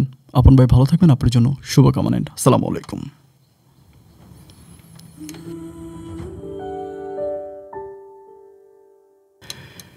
সুপ্রিয় বন্ধুগণ, সবাইকে অনেক বেশি ধন্যবাদ এতক্ষণ পর্যন্ত রাজধানী ঢাকার ছেলে তমালের জীবনের বাস্তব গল্পটা শুরু থেকে শেষ পর্যন্ত আমার মুখে শোনার জন্য। তমালের জীবনের গল্পটা লাস্টের দিকে আরও অনেক বড় ছিল, মানে তার বউর সাথে তার অনেক ঘটনা ঘটছে এবং অনেক প্যারানরমাল কিছু আছে। আমি আসলে এগুলো বলি নাই, এগুলো বলতে চাই না, কারণ অনেকে আসলে মানে আমার স্টোরিগুলো একটু অন্যভাবে নিচ্ছেন। অনেকে অনেক রকমের কথা বলে। এই জন্যই আমি প্যারানরমাল ঘটনাগুলো না বলে যতটুকু গল্পটা পেরেছি, যতটুকু শর্ট করে বুঝিয়ে দেওয়া যায়, আমি ততটুকু মাঝে বুঝিয়ে দিয়েছি। তমাল এখন তার ওয়াইফকে নিয়ে মানে স্মৃতিকে নিয়ে অত বেশি হ্যাপি নাই। তার 3টা মেয়ে সন্তান এবং সব কিছু মিলে সে খুব কষ্টে আছে। এবং তার উপরে যেই মেহের নামের যে একটা আত্মা বা কিছু একটা, তার উপরে ভর করতে এটা লাস্ট আর এখন করে না, বা এখন তারা সব কিছু ঠিক আছে, কিন্তু স্মৃতি আজও তমালকে তার হাজব্যান্ড হিসাবে মেনে নিতে পারে নাই। দুনিয়া যে কতটা বিচিত্র রকম। দুনিয়াটা হচ্ছে রাউন্ড, গোল, ডিমের মতো, আমরা সবাই জানি। আপনি এই জায়গায় কোনো একটা অপরাধ করবেন, এটা এই জায়গা থেকে ঘুরে আবার আপনার কাছে আসবে, ঘুরে আবার আপনার কাছে আসবে। আপনি কোনো অপরাধ করেন, কোনো অন্যায় করেন, দ্যাট ইজ টুডে অর টুমেরো, আপনি সেটা শাস্তি ঠিক পাবেন। আপনি কিন্তু বাঁচতে পারবেন না, বাঁচার কোনো সুযোগ নাই। কারণ দুনিয়ার বিচারক যিনি, তিনি হচ্ছে মহান রব্বুল আলামিন। তিনি ছাড় দেয় কিন্তু ছেড়ে দেয় না। তারই জ্বলন্ত প্রমাণ ছিল তমাল। খুবই সম্ভ্রান্ত পরিবারের সন্তান ছিল, আজকে তার অবস্থা খুব নাজেহাল। যাই হোক বন্ধুরা, আরেকটা ব্যাপার আমার গল্পের প্রসঙ্গে বলে যাই। এটা হচ্ছে, আপনারা যারা স্টোরি লেখেন তারা পুরোটা স্টোরি আমাকে লিখে পাঠিয়ে দেন, মানে একদম পুরোটা গল্প একটা বই লিখে পাঠান। আপনারা যদি আপনি মনে করেন লিখবেন, অথবা আপনি সার কথাটা আমাকে লিখতে পারেন। ইমেলে শুধুমাত্র সার কথাটা লিখেন যে আমার গল্পটা এরকম হবে, ফোন নাম্বারটা দিয়ে দেন, আমি আপনার সাথে যোগাযোগ করব। আর সবার কাছে বিনীতভাবে রিকোয়েস্ট করবো, তমালের জন্য আপনার পক্ষ থেকে একটা কমেন্ট আমি আশা করি। তমাল এত কষ্ট করে তার পুরো জীবনের গল্প লিখে পাঠিয়েছেন, সো এই জন্য আপনারা তাকে একটা কমেন্ট করবেন, এবং আল্লাহ তাআলা যেন তার ওয়াইফকে বোঝার তৌফিক দান করে, তার সন্তানগুলো সুস্থ থাকে, এই শুভকামনা। আজকের মতো আমি এখানে বিদায় নিচ্ছি। দেখা হবে আপনাদের সাথে আমার অন্যদিন অন্য কারো বাস্তব জীবনের গল্প নিয়ে। সে পর্যন্ত সবাই সুস্থ থাকবেন আর ভালো থাকবেন। আল্লাহ হাফেজ।